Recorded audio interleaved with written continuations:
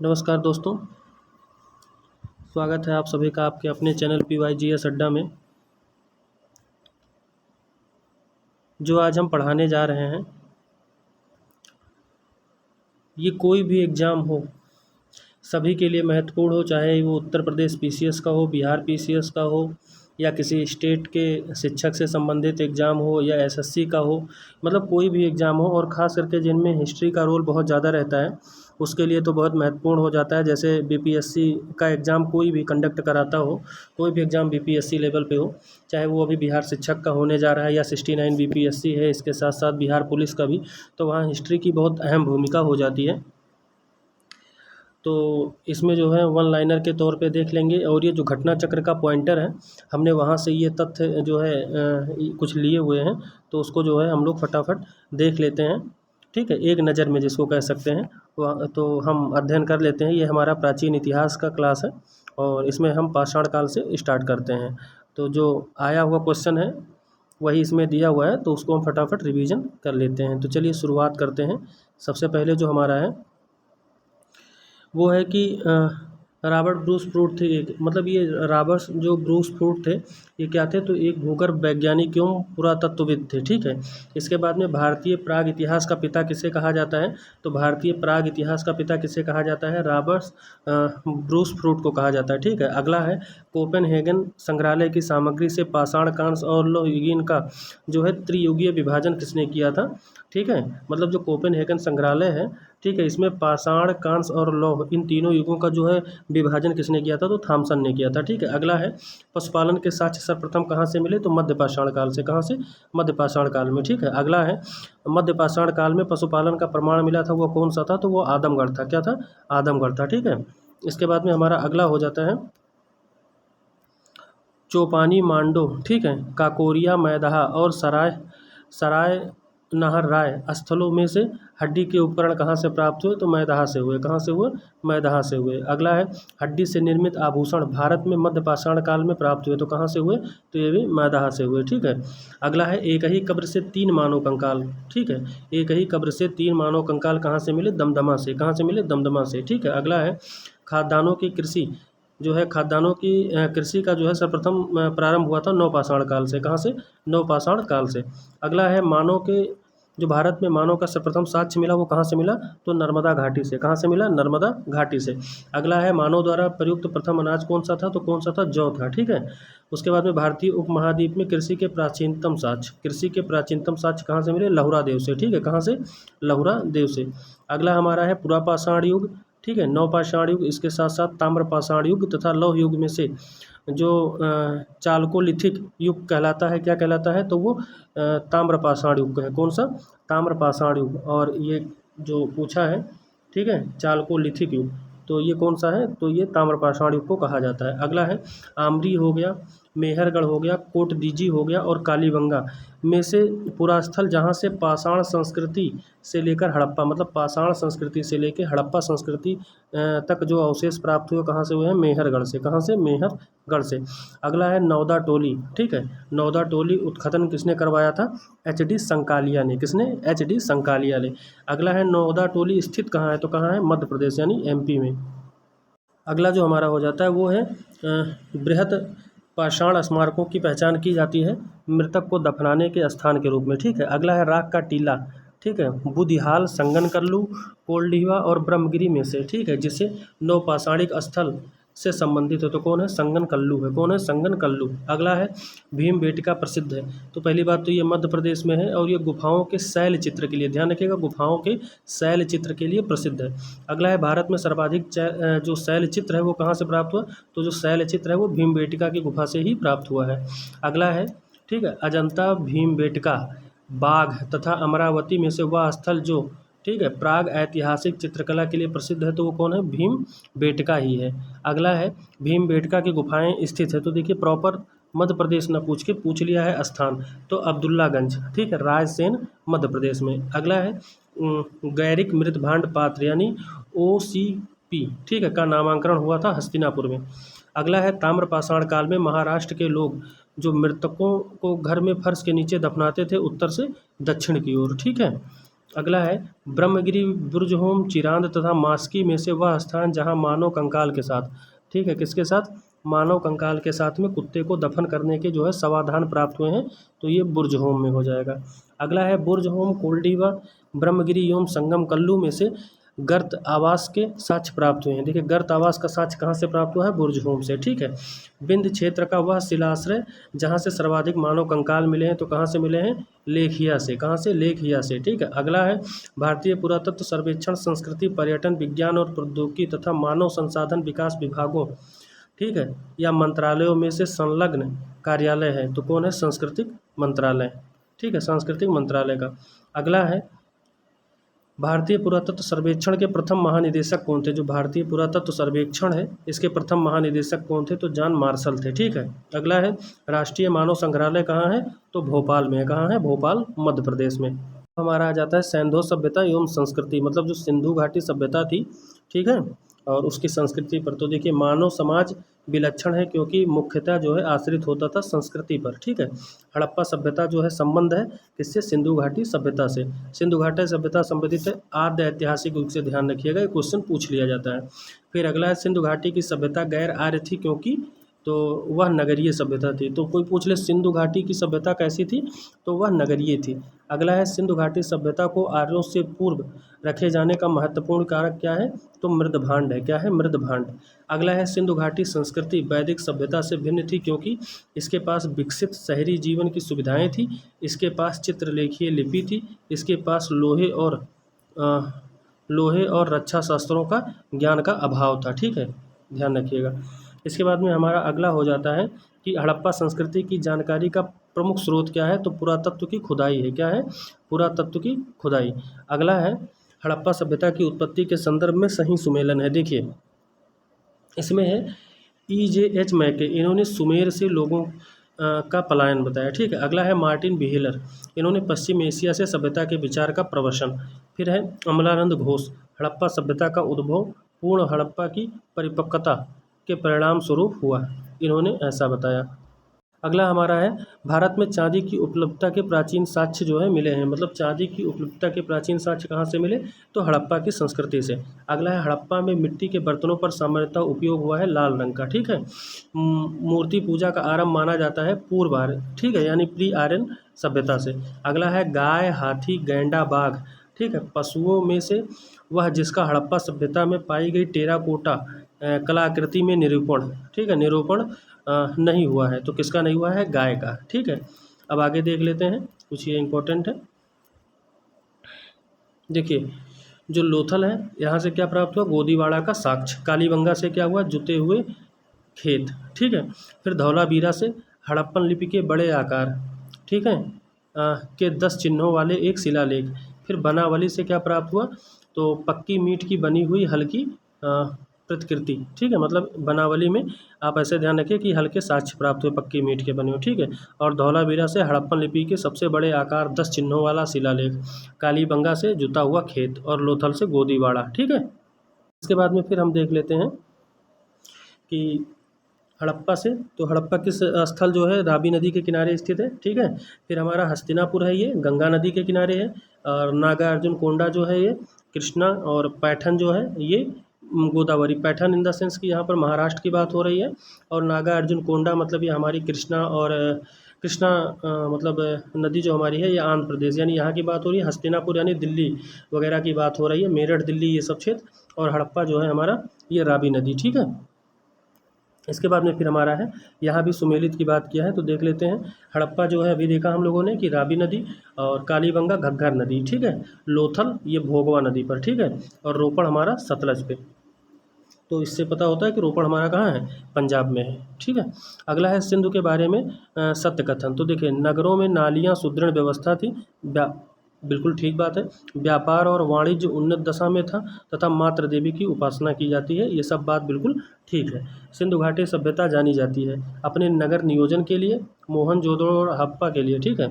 अपनी नगर नियोजन के लिए, इसके साथ मोहनजोदड़ो और हड़प्पा के लिए, ठीक है, अपने कृषि संबंधी कार्य के लिए एवं अपने उद्योगों के लिए, इतनी बातों के लिए जो है सिंधु घाटी सभ्यता जानी जाती है। इसके बाद में हमारा आ जाता है आलमगीरपुर कहाँ है, तो देखिए आलमगीरपुर हमारा कहाँ है, ये हमारा उत्तर प्रदेश है। जो हमारे ये 4 बने हुए हैं तो सबसे उत्तर में हमारा क्या है, मांडा है, और जो हमारा पूरब में है यही आलमगीरपुर है, ठीक है, और दैमाबाद दक्षिण में है, और जो हमारा पश्चिम है यहाँ पर क्या हो जाता है, तो यहाँ पर सुतका गैंडोर हो जाता है, ठीक है, बलूचिस्तान में। तो ये 4 हमारे जो है हड़प्पा सभ्यता के पॉइंट हो जाते हैं, पूर्व पश्चिम उत्तर दक्षिण। तो और लोथल कहाँ है, तो गुजरात में है, कालीबंगा कहाँ है, राजस्थान में, और रोपड़ कहाँ है, पंजाब में, ठीक है।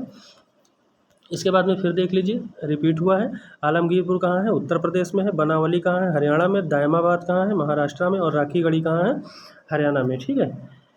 फिर इसके बाद में देखिए हड़प्पा स्थल और स्थिति, मांडा कहाँ है, तो ये मांडा जो है हमारा जम्मू कश्मीर में, दायमाबाद कहाँ है, महाराष्ट्र में, अभी हमने देखा, कालीबंगा कहाँ है, राजस्थान में, और राखीगढ़ी कहाँ है, हरियाणा में, ठीक है। अब इसके बाद में हम लोग देख लेते हैं हड़प्पा संस्कृति के सिंध में अवस्थिति मतलब इस हड़प्पा संस्कृति के सिंध में अवस्थिति स्थल है मोहनजोदड़ो, ठीक है, चंदहुदड़ो, ठीक है, उसके बाद में जूदेदड़ो, आमरी, कोटदीजी और अली मुराद, ठीक है। चंदहुदड़ो के उत्खनन का निर्देशन किया था J.H. मैके ने। अगला है कालीबंगा, हड़प्पा, लोथल एवं आलमगीरपुर में सिंधु घाटी सभ्यता का वह स्थान जो अब पाकिस्तान में है, तो कौन है, हड़प्पा है। और रंगपुर जहाँ हड़प्पा के समकालीन सभ्यता थी, तो कुल मिला के कौन कहाँ पर थी, सौराष्ट्र गुजरात में, ठीक है। अगला हमारा हो जाता है दधेरी, एक परवर्ती हड़प्पीय पुरा स्थल है पंजाब का, ठीक है। हड़प्पा, मोहनजोदड़ो एवं लोथल में से सिंधु सभ्यता का वह स्थान जो भारत में स्थित है, तो कौन है, लोथल गुजरात है, ठीक है। अगला है वह हड़प्पीय नगर जिसका प्रतिनिधित्व लोथल का पुरातत्व स्थल करता है, स्थित था भोगवा नदी पर, ठीक है। सिंधु घाटी सभ्यता का पत्तन नगर कौन सा था, तो लोथल था। पत्तन का मतलब बंदरगाह की बात कर रहा है, ध्यान रखिएगा। सिकंदरिया, लोथल, महास्थानगढ़, ठीक है, नागपट्टनम में से वह जो हड़प्पा का बंदरगाह था, तो कौन था, अभी हमने देखा लोथल था, ठीक है। अगला है कालीबंगन, ठीक है, रोपड़, पाटलिपुत्र तथा लोथल में से वह जो सिंधु घाटी, ठीक है, सिंधु घाटी सभ्यता का स्थल नहीं था, तो कौन नहीं था, पाटलिपुत्र नहीं था, ध्यान रखिएगा। इसके बाद में हमारा हो जाता है भारत का सबसे बड़ा हड़प्पन पुरा स्थल कौन है, मतलब हड़प्पा सभ्यता का सबसे बड़ा स्थल कौन सा है, तो वो कौन सा है, तो वो हमारा हो जाएगा राखीगढ़ी, ठीक है। इसके बाद में फिर हम देख लेते हैं कि हड़प्पा सभ्यता का सबसे बड़ा पुरा स्थल कौन सा है, तो मोहनजोदड़ो है, ठीक है। देखिए भारत का सबसे बड़ा मतलब भारत में कौन सा है, तो भारत में तो राखीगढ़ी है, और वैसे हड़प्पा का सबसे बड़ा कौन सा है, तो मोहनजोदड़ो है, ये बात भी ध्यान रखिएगा, ठीक है। इसके बाद सिंधु घाटी के लोग विश्वास करते थे, तो देखिए जो सिंधु घाटी सभ्यता थी वो मात्र सत्तात्मक सत्ता थी, इसीलिए मात्र की शक्ति में जो है लोग विश्वास करते थे। सिंधु घाटी के लोग पूजा करते थे किसकी, मातृ देवी की, पशुपति की, लिंग की, योनि की, पशुओं की, नागों की एवं वृक्षों की, ठीक है। अगला हमारा है सिंधु घाटी सभ्यता की खोज निकालने में जिन 2 भारतीयों का नाम जुड़ा है वह कौन है, तो देखिए एक तो हमारे हो जाएंगे राखाल दास बनर्जी मोहनजोदड़ो की, तथा दयाराम साहनी ने हड़प्पा सभ्यता की, ठीक है। अब देख लीजिए यहाँ पर हड़प्पा सभ्यता की किसने की, दयाराम साहनी ने। लोथल की किसने की, SR राव ने, ठीक है। सुरकोटदा की किसने की, JP जोशी यानी जगपत जोशी ने। और धौलावीरा की भी किसने की थी, जगपत जोशी ने, ठीक है। अगला हमारा हो जाता है हड़प्पा का उत्खनन करने वाले प्रथम पुरातत्वविद जो इसके महत्व को नहीं समझ पाया था, एन कनिंघम, ठीक है। उसके बाद में हमारा हो जाएगा ए कनिंघम है, अलेक्जेंडर कनिंघम की बात कर रहा है, ठीक है। अगला फिर हमारा है RD Banerjee, KN Dikshit, MS Vats, BA Smith में से जो हड़प्पा और मोहनजोदड़ो के उत्खनन से संबंधित नहीं थे, तो कौन नहीं थे, BA स्मिथ। अगला है सिंधु सभ्यता की विकसित अवस्था में हड़प्पा, कालीबंगा, लोथल तथा मोहनजोदड़ो में से वह स्थल जहाँ से घरों में कुओं के अवशेष मिले, तो कहाँ से मिले, मोहनजोदड़ो से। कहाँ से मिले, मोहनजोदड़ो से, ठीक है। अगला जो हमारा हो जाता है ये देखिए सही कालक्रम है, तो देखिए नगर संस्कृति, लोहे का हल, आहत मुद्रा, फिर सोने के सिक्के, सबसे लास्ट में क्या है, सोने का सिक्का है। अब आगे पूछा है कि सर्वप्रथम मानव ने जिस धातु का उपयोग किया था वो क्या था, तांबा था। ठीक है। हाथी दांत का पैमाना हड़प्पा सभ्यता में, मतलब जो स्केलिंग पद्धति अगर पूछ लेगा भी, पैमाना संबंधित बात कहाँ पर किया गया है, तो लोथल में। ठीक है। हड़प्पा कालीन स्थलों में अभी तक जिस धातु की प्राप्ति नहीं हुई, तो लोहे का प्राप्ति जो है हड़प्पा सभ्यता में पूरे कहीं नहीं हुआ है। और मंदिरों का साक्ष्य भी ध्यान रखिएगा कहीं नहीं प्राप्त हुआ, ये गुप्त काल से हुआ है। अगला है आलमगीरपुर, लोथल, मोहनजोदड़ो तथा बनावली में से वह स्थल जो घग्घर और उसकी सहायक नदी घाटियों में स्थित है, तो कौन है, बनावली है। कौन है, बनावली। अगला हमारा हो जाता है कि सही कथन है। देखिए, मोहनजोदड़ो हड़प्पा, रोपड़ एवं कालीबंगा सिंधु घाटी सभ्यता के प्रमुख स्थल हैं। हड़प्पा के लोग सड़कों एवं नालियों के जाल के साथ नियोजित शहरों का विकास भी कर रखे थे। ठीक है। इसके बाद में हमारा अगला है मोहनजोदड़ो तथा हड़प्पा नगर अब विलुप्त हो गए हैं, वह खुदाई के दौरान प्रकट हुए थे। तो इसमें पूछा है कौन सा बात सही है, तो देखिए इसमें दोनों सही हैं पर स्पष्टीकरण नहीं है, ऐसा बताया गया है। अगला है हड़प्पन संस्कृति के संदर्भ में शैलकृत स्थापत्य के प्रमाण मिले हैं कहाँ से, तो ये धौलावीरा से। कहाँ से प्राप्त हुआ है, धौलावीरा से। अगला है धौलावीरा किस राज्य में है, तो धौलावीरा जो है हमारा गुजरात में है। ठीक है। वह हड़प्पीय नगर जो, ठीक है, 3 भागों में विभक्त था। ठीक है, किसमें, 3 भागों में विभक्त था, तो धौलावीरा था, ध्यान रखिएगा। इसके बाद में एक उन्नत जल प्रबंधन के लिए कौन प्रसिद्ध था, तो वो भी जो है उन्नत जल प्रबंधन के लिए कौन व्यवस्थित तरीके से था, तो वो था धौलावीरा। ठीक है। और स्टेडियम वगैरह का भी साक्ष्य कहाँ से प्राप्त हुआ, धौलावीरा से। अगला हमारा है कुंतासी। ठीक है। जो कुंतासी है, धौलावीरा है, लोथल है एवं कालीबंगा में से वह स्थल जहाँ से दुई, ठीक है, ध्यान रखिएगा, दुई सौ संस्कार यानी डबल बरियल प्रमाण प्राप्त हुआ है, तो कहाँ से, लोथल और कालीबंगा से। ठीक है। मतलब 2 समाधान एक साथ ऐसा। हड़प्पा स्थल, ठीक है, सनौली के अभी हाल ही में उत्खननों से प्राप्त हुआ है मानव समाधान। ठीक है। वस्त्रों के लिए कपास की खेती का आरंभ कहाँ से हुआ, भारत में। अगला हमारा है सिंधु घाटी के संदर्भ में सही कथन। तो देखिए, यहाँ प्रमुख लौकिक सभ्यता थी तथा उसमें धार्मिक तत्व यद्यप उपस्थित थी, वर्चस्वशाली नहीं थी, ध्यान रखिएगा। और उस काल में भारत के कपास से वस्त्र बनाए जाते थे, मतलब कपास के से वस्त्र बनते थे। अगला है सिंधु सभ्यता के संदर्भ में सही कथन है, ये देवियों तथा देवताओं दोनों की पूजा करते थे पर मात्र प्रधान था, ये भी बात ध्यान रखिएगा। सिंधु घाटी सभ्यता के संबंध में विख्यात वृषभ मुद्रा प्राप्त हुई थी, ध्यान रखिएगा। वृषभ मुद्रा कहाँ से प्राप्त हुई थी, तो ये मोहनजोदड़ो से। ठीक है। वह पशु जिनका अंकन हड़प्पा सभ्यता की संस्कृति की मोहरों पर हुआ है, तो कौन कौन से थे, तो देखिए घोड़ा था, गाय था और ऊँट। अगला है जिस पशु के अवशेष सिंधु घाटी सभ्यता से नहीं प्राप्त हुए हैं, तो शेर का अवशेष नहीं प्राप्त हुआ है। अगला है मृणपट्टिका पर उत्कीर्ण सींग युक्त देवता की कृति प्राप्त हुई है कहाँ से, कालीबंगा से। ठीक है। वह सभ्यता जो नील नदी के तट पर पनपी, मिस्र सभ्यता। ठीक है। अगला है माया, एजटेक, मुइस्का और इंका सभ्यताओं का उत्तर से दक्षिण क्रम क्या है, तो सबसे पहले एजटेक है, फिर माया है, फिर मुइस्का है और सबसे आखिरी में इंका है। इसके बाद में फिर हमारा है लेखन कला की उचित प्रणाली विकसित करने के लिए सर्वप्रथम प्राचीन सभ्यता कौन सी थी, तो सुमेरिया सभ्यता थी। कौन सी थी, सुमेरिया सभ्यता थी। ठीक है। इसके बाद में हमारा जो अगला आ जाता है वो है वैदिक काल। ठीक है। कौन सा, वैदिक काल। अब देखिए आर्य शब्द, मतलब आर्य शब्द का मतलब क्या है, श्रेष्ठ वंश। ठीक है।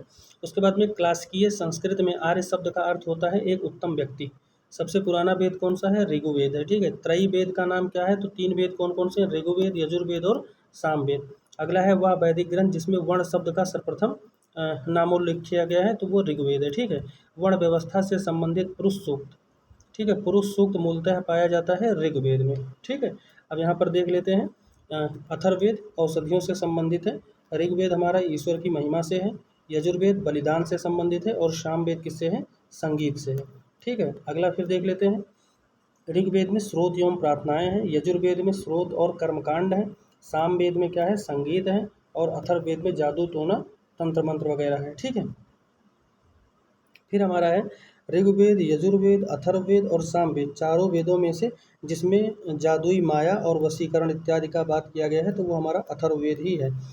अब हमारा है कि ऋग्वेद में ऋचाएँ हैं 1028। ठीक है। ऋग्वेद में मंडल कितने हैं, तो 10। अब यहाँ पर देख लेते हैं वेद और उनके ब्राह्मण ग्रंथ। तो देखिए ऋग्वेद का कौन सा है, ऐतरेय है। ठीक है। सामवेद का कौन सा है, पंचविश है। अथर्ववेद का कौन सा है, गोपथ है और यजुर्वेद का कौन सा है, शतपथ है। ठीक है। इसके बाद में ऋग्वेद का वह मंडल यानी 9वां मंडल का बात कर रहा है। ठीक है। पूर्णतः सोमदेव को समर्पित है यानी 144 मंत्रों के साथ में। ठीक है। अगला है यज्ञ विधि। यज्ञ संबंधी विधि विधानों का पता चलता है किससे? यजुर्वेद से। ठीक है, यजुर्वेद सामवेद अथर्ववेद में से वह वेद जिसका संकलन ऋग्वेद के आधार पर हुआ है, तो सामवेद जो है ये ऋग्वेद के आधार पे इसका संकलन हुआ है। अगला है तक्षशिला। ठीक है, अंतरजी खेड़ा कौशाम्बी एवं हस्तिनापुर से, हस्तिनापुर में से वह स्थल जिसकी खुदाई के बाद में जो है क्या, लौह धातु का प्रचलन का साक्ष्य मिला। तो कहाँ, वो कौन सा है? अंतरजी खेड़ा है। कौन सा है? अंतरजी खेड़ा, ध्यान रखिएगा। फिर हमारा आ जाता है कि उपनिषदों का मुख्य विषय क्या है? तो दर्शन है। ठीक है, ऋग्वेद परावर्ती संहिता ब्राह्मण एवं उपनिषद में से वह वैदिक साहित्य जिसमें मोक्ष की चर्चा मिलती है, तो उपनिषद में। ठीक है, और मोक्ष शब्द सबसे पहले जो है उल्लेख कहाँ पर हुआ है? श्वेतेश्वर उपनिषद में। आध्यात्म ज्ञान के विषय में नचिकेता यम का संवाद जिस पर है उसको क्या कहा जाता है? मतलब यम और नचिकेता का जो संवाद है वो कहाँ पर है? कठोर उपनिषद में है। ठीक है, उपनिषद काल में राजा अश्वपति शासक थे, कहाँ के? कैकेय के। कहाँ के थे? कैकेय के। ठीक है, अगला है वैदिक साहित्य का सही क्रम क्या है? तो देखिए ये भी पूछ लेता है। तो पहले है वैदिक संहिता, उसके बाद में ब्राह्मण है, फिर आरण्यक है और फिर उपनिषद है। मतलब सबसे पहले वैदिक संहिताएं ही आएंगी वैदिक साहित्य में, और सबसे अंतिम में क्या आएगा? उपनिषद आएगा। ठीक है, फिर है आरंभिक वैदिक साहित्य में सर्वप्रथम वर्णित नदी कौन सी है? तो सिंधु नदी है। और वैदिक नदी में अस्कनी की पहचान किस रूप में की जाती थी? तो अस्कनी का संबंध चेनाब नदी से था। ठीक है, फिर हमारा है ऋग्वेद में जिन नदियों का उल्लेख अफगानिस्तान के साथ आर्यों के संबंध में सूचक है, वह कौन सा है? कुभा और कुर्म। ठीक है, इसके बाद में फिर देखिए यहाँ पर मिलान करना है। तो यहाँ पर हमारा हो जाता है, देखिए कुभा जो है ये, कुभा जो हमारा हो जाता है ये है काबुल। ठीक है, पारुसणी जो है ये रावी नदी के रूप में, सदानीरा गंडक के, और सतुद्री जो हो जाती है ये सतलज के। इसके अलावा जो बिपाशा है वो ब्यास नदी के रूप में हो जाती है। अगला हमारा आ जाता है कि वह प्रथा चातुष्ट जो वेदोत्तर काल में प्रचलित थी, तो कौन से थे? तो देख लेते हैं। ब्रह्मचर्य हो गया, गृहस्थ हो गया, वानप्रस्थ हो गया, और सबसे आखिरी में संन्यास हो गया। फिर हमारा है धर्म तथा, ठीक है, ऋत। भारत में प्राचीन वैदिक सभ्यता में एक केंद्रीय विचार को चित्रित करते हैं। इस संदर्भ में सत्य कथन क्या है? तो देखिए धर्म व्यक्तित्व के दायित्वों एवं स्वयं तथा दूसरे के प्रति व्यक्तिगत कर्तव्यों की संकल्पना था। ऋत मूलभूत नैतिक विधान था। ठीक है, जो सृष्टि और उसमें अंतर्निहित सारे तत्वों के क्रियाकलापों को संचालित करता था। ठीक है, मतलब धर्म व्यक्ति के दायित्वों एवं स्वयं तथा दूसरों के प्रति व्यक्तिगत कर्तव्यों का पालन था, जबकि मूलभूत नैतिक विधान था कौन सा? ऋत। ठीक है, आगे देख लेते हैं। अग्नि, बृहस्पति, धौस, इंद्र। ठीक है, वैदिक देवताओं में उनका मतलब उनका पुरोहित जाता था किसको? बृहस्पति को। ठीक है, आप देख लीजिए यहाँ पर ये बहुत अच्छा क्वेश्चन है। लोपा, गार्गी, लीलावती तथा सावित्री में से वह ब्रह्मवादिनी जिसने कुछ मंत्रों की रचना की थी। तो लोपा मुद्रा जो थी उन्होंने कुछ वेदों के मंत्र की रचना की थी। अगला है ऋग्वैदिक काल में निष्क शब्द का प्रयोग किया जाता था स्वर्ण आभूषण के लिए होता था, किंतु परवर्ती काल में उसका प्रयोग सिक्कों के रूप में किया जाता था। ऋग्वैदिक काल में निष्क आभूषण था गले का, ध्यान रखिएगा, गले का आभूषण था निष्क। अगला है 14वीं सदी में के पूर्व का बोगज कोई अभिलेख महत्वपूर्ण है, क्योंकि ध्यान रखिएगा बोगज कोई अभिलेख कौन सा? तो इसमें देख लेते हैं 14वीं सदी में बोगज कोई अभिलेख जो है महत्वपूर्ण है, क्योंकि यहाँ से जो है अभिलेखों में वैदिक देवताओं एवं देवियों के नामोल्लेख प्राप्त होते हैं। ठीक है, अगला हमारा हो जाता है मानसेहरा, शाहबाजगढ़ी। ठीक है, बोगजकोई तथा जूनागढ़ अभिलेखों में से वह जो ईरान से भारत आर्यों के आने की सूचना देती है, तो वो बोगजकोई अभिलेख ही है। अगला है शंकराचार्य, एनी बेसेंट, विवेकानंद, बाल गंगाधर तिलक में से वह जिसने आर्यों को आदि देश के बारे में लिखा, तो ये है बाल गंगाधर तिलक। अगला है पुरुष मेध का उल्लेख हुआ है शतपथ ब्राह्मण में। शतपथ ब्राह्मण में उल्लिखित, ठीक है, राजा विदेह से संबंधित ऋषि कौन थे? तो ऋषि गौतम राहुगढ़।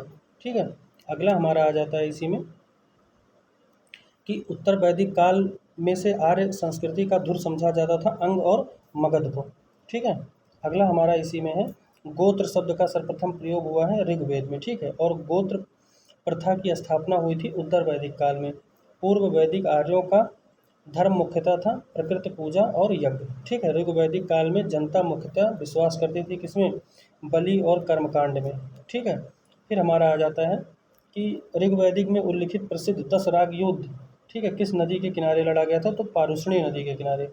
सिंधु, सरस्वती, विशेषता, यमुना में से ऋग्वेद में मातेत्मा या देवीतमा या नदीतमा के रूप में किसको जाना जाता था? सरस्वती नदी को। ठीक है, अगला है ऋग्वेद आर्यों का पंचजन थे तो कौन थे? तो ये थे यदु, ठीक है, द्रुध और पुरु, अनु और तुर्वस। ठीक है, अगला प्राचीन काल में आर्यों के जीविकोपार्जन का मुख्य साधन क्या था? तो शिकार करना था। अगला है ऋग्वेद में उल्लिखित यौ शब्द का जो है मतलब क्या है? तो ये जो है जौ है। अगला है वैदिक युग में प्रचलित लोकप्रिय शासन प्रणाली थी वंश, परंपरागत राजतंत्र। अगला है सभा और समिति जो है ये प्रजापति की दो पुत्रियां कहा गया है अथर्ववेद में। अगला है यजुर्वेद अर्थात जीवन का विज्ञान का उल्लेख सर्वप्रथम मिलता है अथर्ववेद में। ठीक है, अगला है ऋग्वैदिक धार्मिक था बहुदेववादी। ठीक है, और सर्वाधिक ऋग्वैदिक सूक्त समर्पित हैं इंद्र को। ध्यान रखिएगा, सर्वाधिक जो ऋग्वेद में सूक्ति है वो किसको समर्पित है? इंद्र को।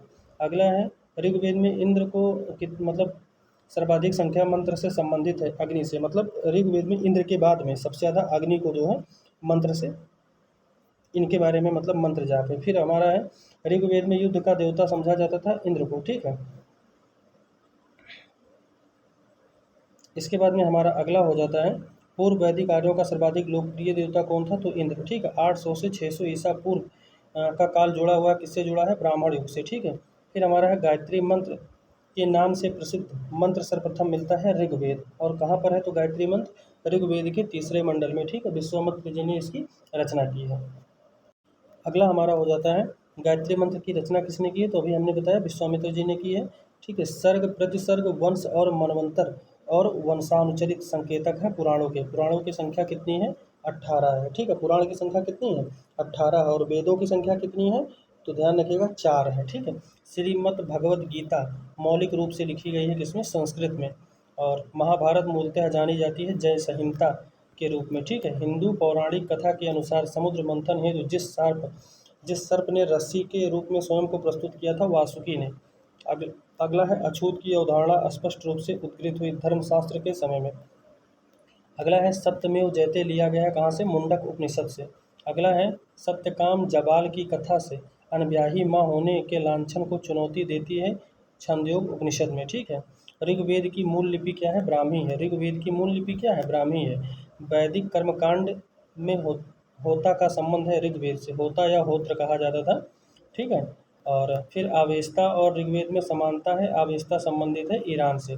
अब देखिए वैदिक काल में अगन्या का मतलब क्या होता था? तो ये गाय। ठीक है, अगन्या का मतलब गाय को। ऋग्वैदिक काल के प्रारंभ में महत्वपूर्ण, ठीक है, मूल्यवान संपत्ति समझा जाता था गाय को। प्राचीन भारतीय समाज में प्रसंग में कुल, वंश, कोष तथा गोत्र शब्दों में से वह शब्द जो शेष 3 के वर्ग का नहीं है, कोष। अगला है संस्कारों की संख्या कितनी थी? तो 16 संस्कार थे। कितने संस्कार थे? 16 संस्कार थे। अगला है जीविकोपार्जन हेतु, किसके? जीविकोपार्जन हेतु वेदांग पढ़ाने वाले अध्यापक को क्या कहा जाता था? तो उपाध्याय कहा जाता था।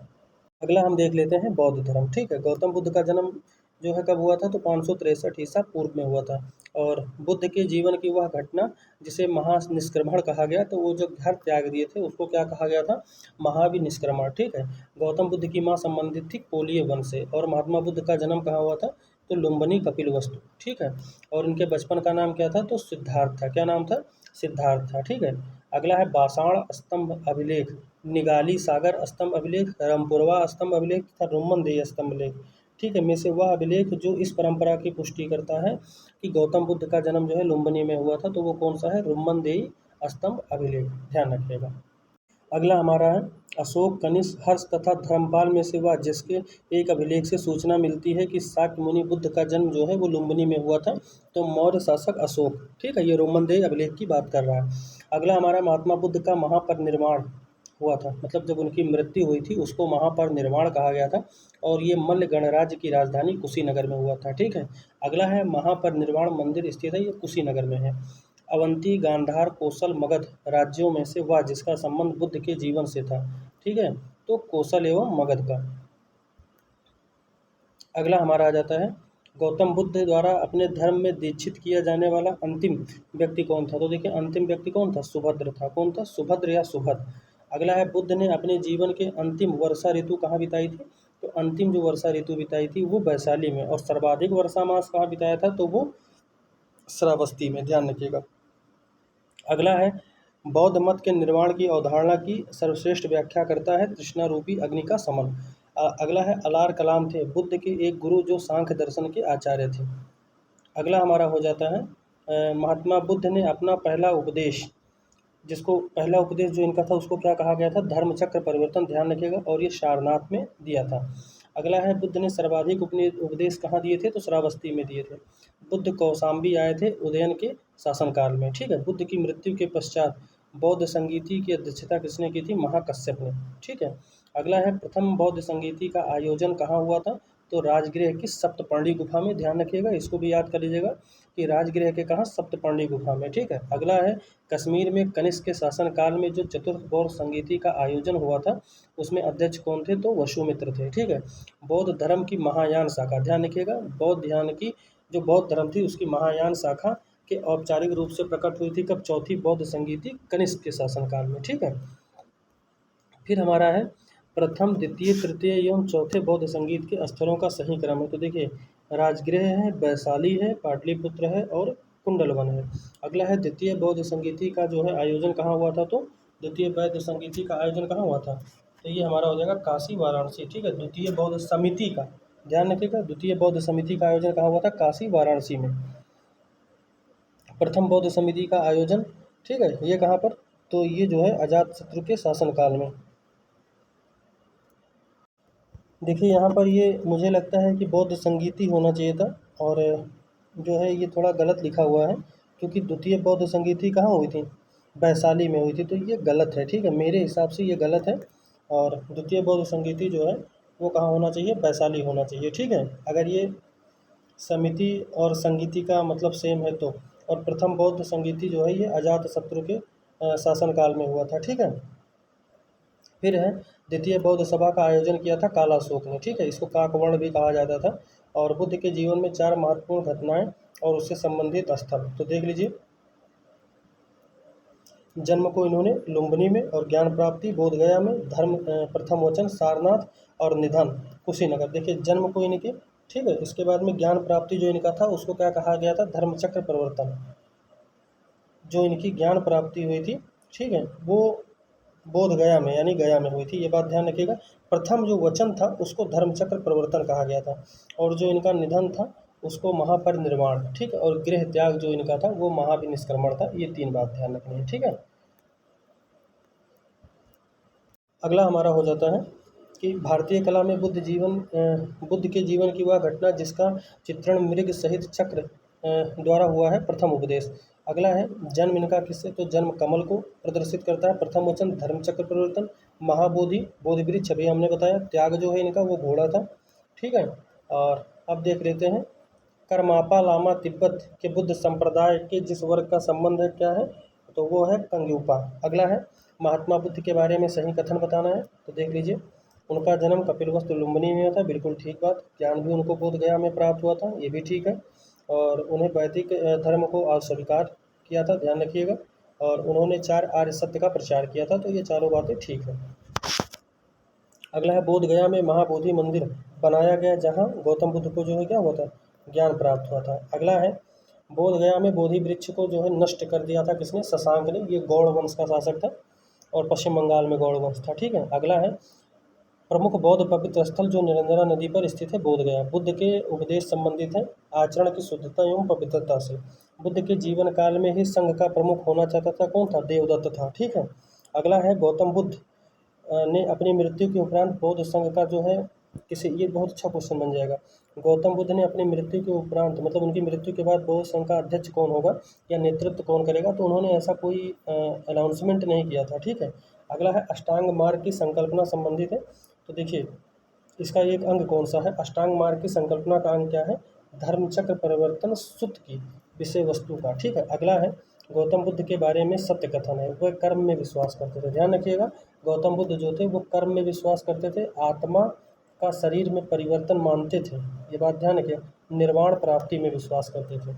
और बौद्ध संघ में जो है भिक्षुणी के रूप में स्त्रियों को प्रवेश मिलने की अनुमति बुद्ध द्वारा दी गई थी वैशाली में। और कौन सबसे पहले हुआ था, तो उनकी जो मौसी थी गौतमी प्रजापति, वही हुई थी। ठीक है, अगला है त्रिपिटक है बुद्ध के उपदेशों का संग्रह। कौन सा? त्रिपिटक। ठीक है, त्रिपिटक ग्रंथ संबंधित है बौद्ध धर्म से। अगला हमारा है वह ग्रंथ जिसमें, देखिए ये बहुत अच्छा क्वेश्चन यहाँ से बन जाता है, वह ग्रंथ जिसमें बौद्ध संघ के, ठीक है, नियम प्राप्त होते हैं तो विनय पिटक में। नियम संबंधित बात किसमें की गई है? तो विनय पिटक में। ठीक है, और वह बौद्ध साहित्य जिसमें महात्मा बुद्ध के नैतिक एवं नैतिक सिद्धांत का वर्णन किया गया है तो वो सुत्त पिटक है। और जिसमें दार्शनिक सिद्धांत का बात किया गया है वो अभधम्म पिटक है। तो 3 पिटक कौन से हैं? विनय पिटक, सुत्त पिटक और अभिधम्म पिटक। इसके बाद में अशोकाराम विहार कहाँ स्थित है? पाटलिपुत्र में। ध्यान रखिएगा, पाटलिपुत्र में। हमारा हो जाता है कि विश्व का सबसे ऊंचा कहा जाने वाला विश्व शांति स्तूप कहाँ है? तो ये राजगीर बिहार में है। ठीक है, अगला है बुद्ध की 80 फुट बड़ी प्रतिमा जो बोध गया में निर्मित है वो जापानियों द्वारा। ठीक है, सर्वप्रथम स्तूप शब्द कहाँ मिलता है? ऋग्वेद में। ठीक है, अगला है सारनाथ, सांची, बोधगया एवं कुशीनगर में से वह स्तूप जिसका संबंध भगवान बुद्ध की जीवनी की किसी घटना से नहीं है। तो कौन सा है? सांची का स्तूप। इसको भगवान बुद्ध के जीवन की घटना से कोई संबंध नहीं है। अगला हमारा हो जाता है कि संसार अस्थिर और क्षणिक है। बौद्ध, जैन, गीता, वेदांत में से किससे संबंधित है? तो बौद्ध धर्म से। अगला हमारा हो जाता है एशिया का ज्योतिपुंज जो है किसको माना जाता है? तो एशिया का जो ज्योतिपुंज है वो किसको कहा जाता है? गौतम बुद्ध को। अगला है सर एडविन अर्नोल्ड की पुस्तक, ठीक है, द लाइट ऑफ एशिया पर आधारित है, ललित विस्तार पर। किस पर?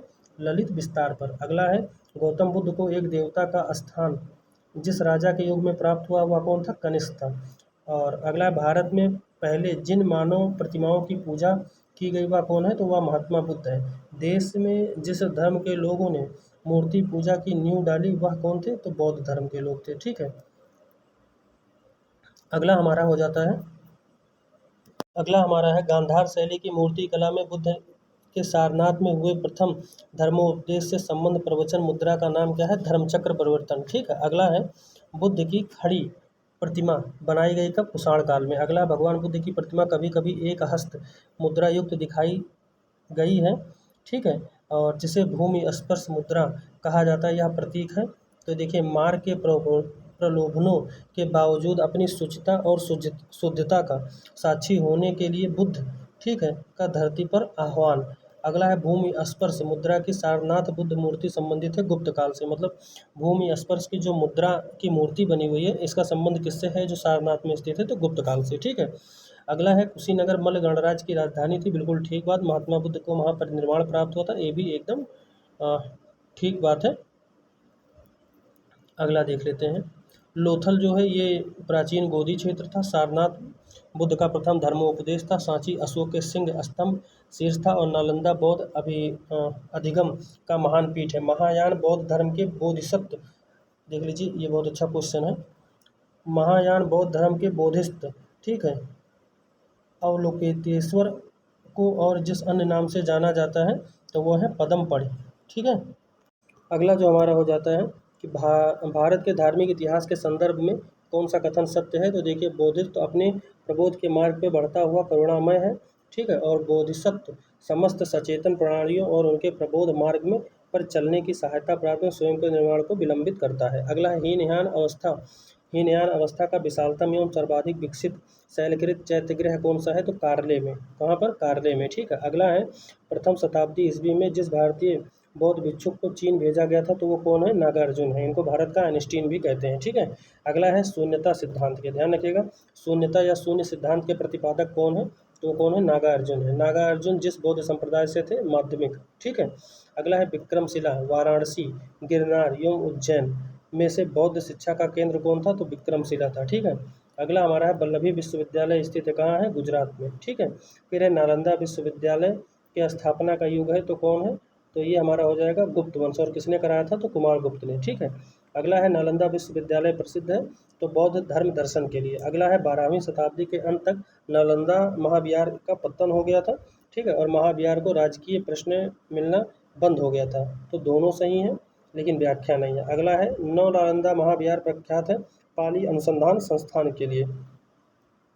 अगला है बौद्ध धर्म और जैन धर्म दोनों समान रूप से विद्यमान है तो वेद प्रमाण के प्रति अनास्था है, कर्मकांड फलवत्ता का निषेध करते हैं, प्राणियों की हिंसा का निषेध करते हैं।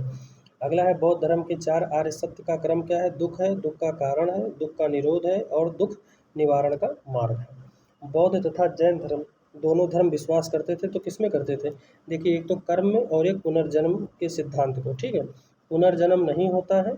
ठीक है, आत्मा की सत्ता नहीं है। देखिए, आत्मा की सत्ता को तो स्वीकार ये लोग, पुनर्जन्म नहीं होता है ये बात गलत है, क्योंकि ये लोग मानते थे, लेकिन आत्मा की सत्ता को ये लोग स्वीकार नहीं करते थे। ठीक है, बौद्ध धर्म के विषय में कथन कौन सा सही है? उसने वर्ण और जाति को अस्वीकार नहीं किया। ठीक है, उसने ब्राह्मण वर्ग को सर्वोच्च कोटि की चुनौती दी।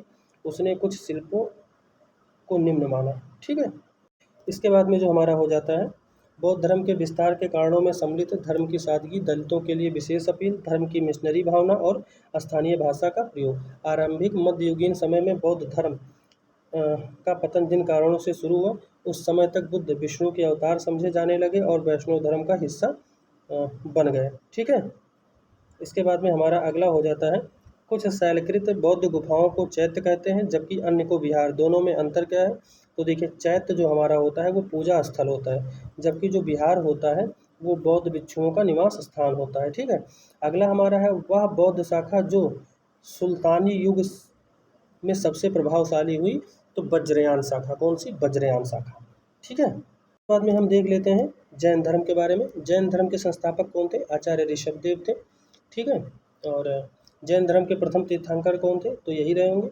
और जैन धर्म के जो है पार्श्वनाथ मुख्यतः संबंधित थे वाराणसी से, और ये 23वें तीर्थंकर थे।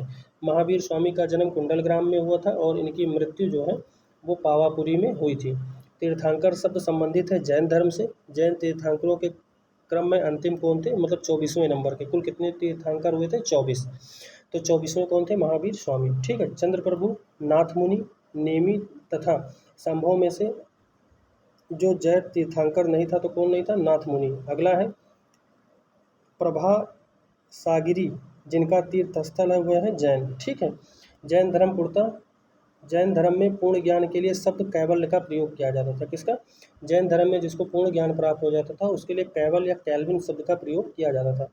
त्रिरत्न सिद्धांत, ठीक है, सम्यक धारण, सम्यक चरित्र और सम्यक ज्ञान धर्म की सिद्धांत जो है वो जैन धर्म से संबंधित था। अणुव्रत सिद्धांत जैन धर्म से था। स्यादवाद का सिद्धांत जैन धर्म से था। ठीक है, स्यादवाद का सिद्धांत किससे संबंधित था? जैन धर्म से। या इसको स्यादवाद के अलावा अगर कहीं सप्तभंगी भी मिल जाए, सप्तभंगी, ठीक है, सप्तभंगी सिद्धांत, तो ये भी किससे संबंधित था? ये भी जैन धर्म से। ठीक है, जैन दर्शन के अनुसार सृष्टि की रचना एवं पालन पोषण सार्वभौमिक विधान से हुआ है। अगला है अनेकांतवाद बौद्ध मत। ठीक है, जैन मत, सिख मत तथा वैष्णव मत में से जिसका क्रोध सिद्धांत व दर्शन है वह है जैन मत। अगला है बौद्ध धर्म, जैन धर्म, हिंदू धर्म तथा इस्लाम धर्म में से वह धर्म जो विश्व विनाशकारी प्रलय की अवधारणा में विश्वास नहीं करता, जैन धर्म। ठीक है, जैन धर्म आधारभूत बिंदु है, ठीक है, अहिंसा का। और यापनीय संप्रदाय, देखिए ये बहुत अच्छा क्वेश्चन है, अगर पूछ लेगा यापनीय संप्रदाय था तो कौन था? जैन धर्म का। ठीक है, अगला है 12 अंग 12 उपांग 14 पूर्व तथा 14 उपपूर्व में से वह जो सबसे पूर्वकालिक जैन ग्रंथ कहलाता है 14 पूर्व। ठीक है, अगला हमारा हो जाता है कि प्रारंभिक जैन साहित्य जिस भाषा में लिखे गए थे, अर्धमध्य में चंपा, पावा, संवेद, ठीक है, उज्जैन, यह सब जो है पार्श्वनाथ से संबंधित थे। तो संवेद शिखर, ठीक है, संवेद शिखर किससे संबंधित था? पार्श्वनाथ से। ठीक है, ये झारखंड में है, ध्यान रखिएगा। थेरी गाथा, आचरांग सूत्र, ठीक है, सूत्र कृतांग और बृहद कल्पसूत्र में से वह जो आरंभिक जैन साहित्य का भाग नहीं, तो ये थेरी गाथा हो जाएगा, ये बौद्ध धर्म से संबंधित है। ठीक है, अगला है जैन संप्रदाय में प्रथम विभाजन के समय श्वेतांबर संप्रदाय का संस्थापक कौन था? स्थूलभद्र था। और महावीर का प्रथम अनुयायी कौन था? जमाली था, और इसी ने सबसे पहले विवाद भी खड़ा किया था, इनका दामाद था। अगला है वह जैन सभा जिसमें अंतिम रूप से श्वेतांबर आगम का संपादन हुआ था, तो पाटलिपुत्र था। ठीक है, अगला है गौतम बुद्ध की माता कोलीय राजवंश की राजकुमारी थी और 23वें तीर्थंकर पार्श्वनाथ बनारस के थे। दोनों बात एकदम ठीक। अगला है प्राचीन जैन धर्म के संबंध में सत्य कथन है। भद्रबाहु के नेतृत्व में दक्षिण भारत में जैन धर्म का प्रचार हुआ, बिल्कुल ठीक बात है। पाटलिपुत्र में हुई परिषद के पश्चात जो जैन धर्म के लोग स्थूल बाहु के नेतृत्व में रहे वह श्वेतांबर कहलाए, और प्रथम शतक ईसा पूर्व में जैन धर्म को कलिंग के राजा खारवेल का समर्थन मिला। ठीक है, अगला हमारा है जैन सिद्धांत के अनुरूप कथन है कर्म को विनिष्ट करने का सुनिश्चित मार्ग। ठीक है, तपश्चर्या है। और प्रत्येक वस्तु में, चाहे वह सूक्ष्मतम कण हो, आत्मा होती है। कर्म आत्मा का विनाशक है और आवश्यक इसका अंत करना चाहिए, अवश्य ही इसका अंत करना चाहिए। समाधि मरण से संबंधित है जैन दर्शन से, ठीक है। सत्य कथन को देख लीजिए। दक्षिण भारत में देख लीजिए, बहुत अच्छा क्वेश्चन है। दक्षिण भारत में इक्ष्वाकु शासक बौद्ध मत के समर्थक थे। पूर्वी भारत के पाल शासक बौद्ध मत के समर्थक थे। आजीवक संप्रदाय मक्खिल पुत्र घोषाल से संबंधित था। वह संप्रदाय जो नियति की अटलता में विश्वास करता था, वह संप्रदाय जो नियति की अटलता में विश्वास रखता था, आजीवक संप्रदाय था। अगला है, बराबर की गुफाओं का उपयोग आश्रय गृह के रूप में था, तो आजीविकों के लिए, ठीक है। और अगला है, उत्तर प्रदेश में बौद्ध एवं जैनियों दोनों से संबंधित तीर्थस्थली कौन थी, तो कौशाम्बी था। और अगला है, सही कथन। तो भारत का सबसे बड़ा मठ कहाँ है, तो अरुणाचल प्रदेश में है। खजुराहो के मंदिर चंदेल राजाओं ने बनवाए थे, ठीक है। और हौलेश्वर का मंदिर शिव मतलब भगवान शिव को समर्पित है। अगला हमारा हो जाता है, श्रवणबेलगोला में गोमतेश्वर की विशाल प्रतिमा स्थापित करवाई गई थी चामुंडराय ने, ठीक है। महान धार्मिक घटना महामस्तिष्क अभिषेक संबंधित है बाहुबली से, ठीक है। ये जो है आचार्य ऋषभदेव के पुत्र थे, और बाहुबली पुत्र माना जाता है तो किसको, आचार्य ऋषभदेव को, ठीक है। उनके मतलब जो आचार्य ऋषभदेव के पुत्र थे, कौन थे, बाहुबली, ठीक है। और ये प्रथम तीर्थंकर थे। इसके बाद में हम लोग देख लेते हैं मौर्य साम्राज्य, ठीक है। प्रथम भारतीय साम्राज्य स्थापित किया गया था चंद्रगुप्त मौर्य के द्वारा, और जो इनके प्रधानमंत्री थे उनका क्या नाम था, तो उनका नाम कौटिल्य था, विष्णुगुप्त था, या फिर चाणक्य था, ठीक है। और इन्होंने जो है अर्थशास्त्र पुस्तक लिखी थी, जो राजनीति शास्त्र पर मतलब राजनीति पर आधारित थी। ये बात भी ध्यान रखिएगा, ठीक है। अब इसके बाद गुप्त, मौर्य, वर्धन, कुषाण में सबसे पुराना राजवंश कौन सा था, तो मौर्य था, ठीक है। और जिसके ग्रंथ में चंद्रगुप्त मौर्य विशिष्ट रूप से वर्णन हुआ है, वह है विशाखदत्त। कौन है, विशाखदत्त है, ठीक है। अगला हमारा है, सैंड्रोकोटस से चंद्रगुप्त मौर्य की पहचान मिलती है विलियम जोन्स ने। प्लिनी, जस्टिन, स्ट्रैबो तथा मेगास्थनीज में से वह जिसने सैंड्रोकोटस, चंद्रगुप्त मौर्य और सिकंदर महान की भेंट का उल्लेख करता है, जस्टिन। कौटिल्य प्रधानमंत्री थे चंद्रगुप्त मौर्य के, हमने बता दिया। बचपन का नाम विष्णुगुप्त था, ये भी बात ध्यान रखिएगा। और ये चाणक्य जो थे, ये तक्षशिला के निवासी थे, बिहार के, ध्यान रखिएगा। कौटिल्य का अर्थशास्त्र एक महान सिद्धांतों मतलब शासन के सिद्धांतों का पुस्तक है। और सप्तांग सिद्धांत जो है, ये किससे संबंधित है, तो ये भी जो है मौर्य काल से संबंधित थे। और सप्तांग सिद्धांत के बारे में हम देख लेते हैं कि वो 7 सिद्धांत कौन से थे। तो देखिए, राजा था, अमात्य था, जनपद था, दुर्ग था, कोष, सेना और मित्र। कौटिल्य के अर्थशास्त्र पर प्रकाश डाला गया था राजनीति के मतलब राजनीति नीतियों पर। मैकियावेली के प्रिंस की तुलना की जाती है तो कौटिल्य से, ठीक है, कौटिल्य की अर्थशास्त्र से। अगला है, डायमेकस भारत आया था तो किसके शासनकाल में, तो बिंदुसार के शासनकाल में आया था, ठीक है। अगला है, पाटलिपुत्र में स्थित चंद्रगुप्त का महल बना था किसका, लकड़ी का। जिस प्राचीन नगर के अवशेष कुम्भराहार स्थल से प्राप्त हुए हैं, पाटलिपुत्र से। फिर हमारा है, बुलंदी बाग प्राचीन स्थान था पाटलिपुत्र का। अशोक, चंद्रगुप्त, बिंदुसार तथा कुणाल में से वह जो मौर्य राजा जिसने दक्कन पर विजय प्राप्त की थी, तो चंद्रगुप्त मौर्य था, ठीक है। मालवा, गुजरात एवं महाराष्ट्र पहली बार जीता था चंद्रगुप्त मौर्य ने। अगला है, वह अभिलेख जिससे यह प्रमाणित होता है कि चंद्रगुप्त मौर्य का प्रभाव पश्चिम भारत पर भी था, तो रुद्रदामन का, ध्यान रखिएगा। जूनागढ़ अभिलेख किससे संबंधित है, रुद्रदामन से, ठीक है। अगला है, गुजरात चंद्रगुप्त मौर्य के साम्राज्य में सम्मिलित था, यह प्रमाणित होता है रुद्रदामन के जूनागढ़ अभिलेख से। सेलूकस, जिनको अलेक्जेंडर द्वारा सिंध एवं अफगानिस्तान का प्रशासक नियुक्त किया गया था, उसको किसने हरा दिया था, चंद्रगुप्त मौर्य ने। अगला है, चंद्रगुप्त मौर्य ने सेलूकस को पराजित किया था कब, ये पूछ लिया जाता है, तो 305 ईसा पूर्व में। कब, 305 ईसा पूर्व में, ध्यान रखिएगा। अगला हमारा हो जाता है, देखते हैं इसमें, ये तो मानचित्र दिया हुआ है, तो यहाँ नहीं, हमको यहाँ ध्यान देना है। सहिष्णुता, उदारता और करुणा की त्रिविधि आधार पर राजधर्म की स्थापना की थी अशोक ने। अफगानिस्तान, बिहार, श्रीलंका तथा कलिंग में से वह क्षेत्र जो अशोक के साम्राज्य में सम्मिलित नहीं था, ध्यान रखिएगा। श्रीलंका नहीं सम्मिलित था, बाकी अफगानिस्तान, बिहार और कलिंग ये सब सम्मिलित थे, ठीक है।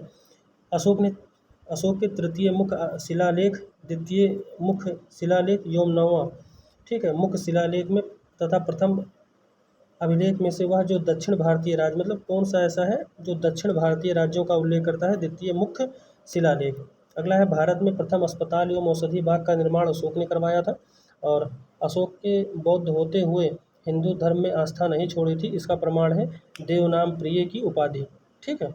अगला है, अशोक के शासनकाल में बौद्ध सभा आयोजित हुई थी पाटलिपुत्र में।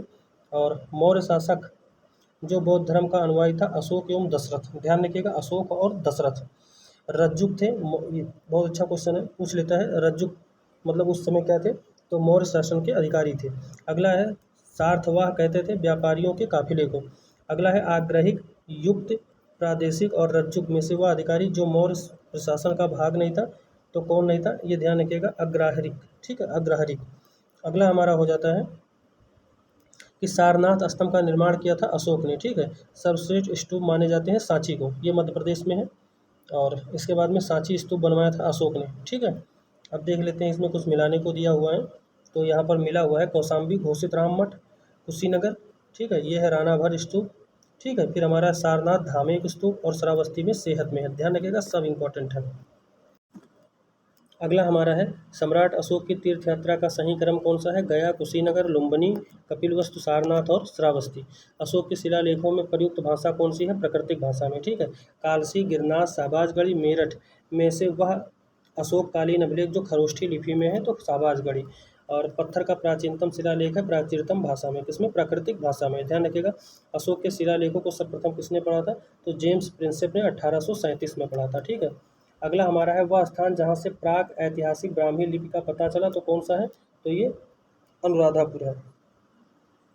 अगला है प्राचीन भारत में ब्राह्मी, ठीक है, नंदनागरी, शारदा तथा खरोष्ठी में से वह एक लिपि जो दाईं ओर से बाईं ओर लिखी जाती है, खरोष्ठी।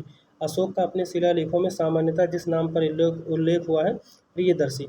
अशोक के प्रस्तर, ठीक है, स्तंभों के संदर्भ में सत्य कथन है, इस पर बढ़िया पालिश है। और ये अखंड है, स्तंभों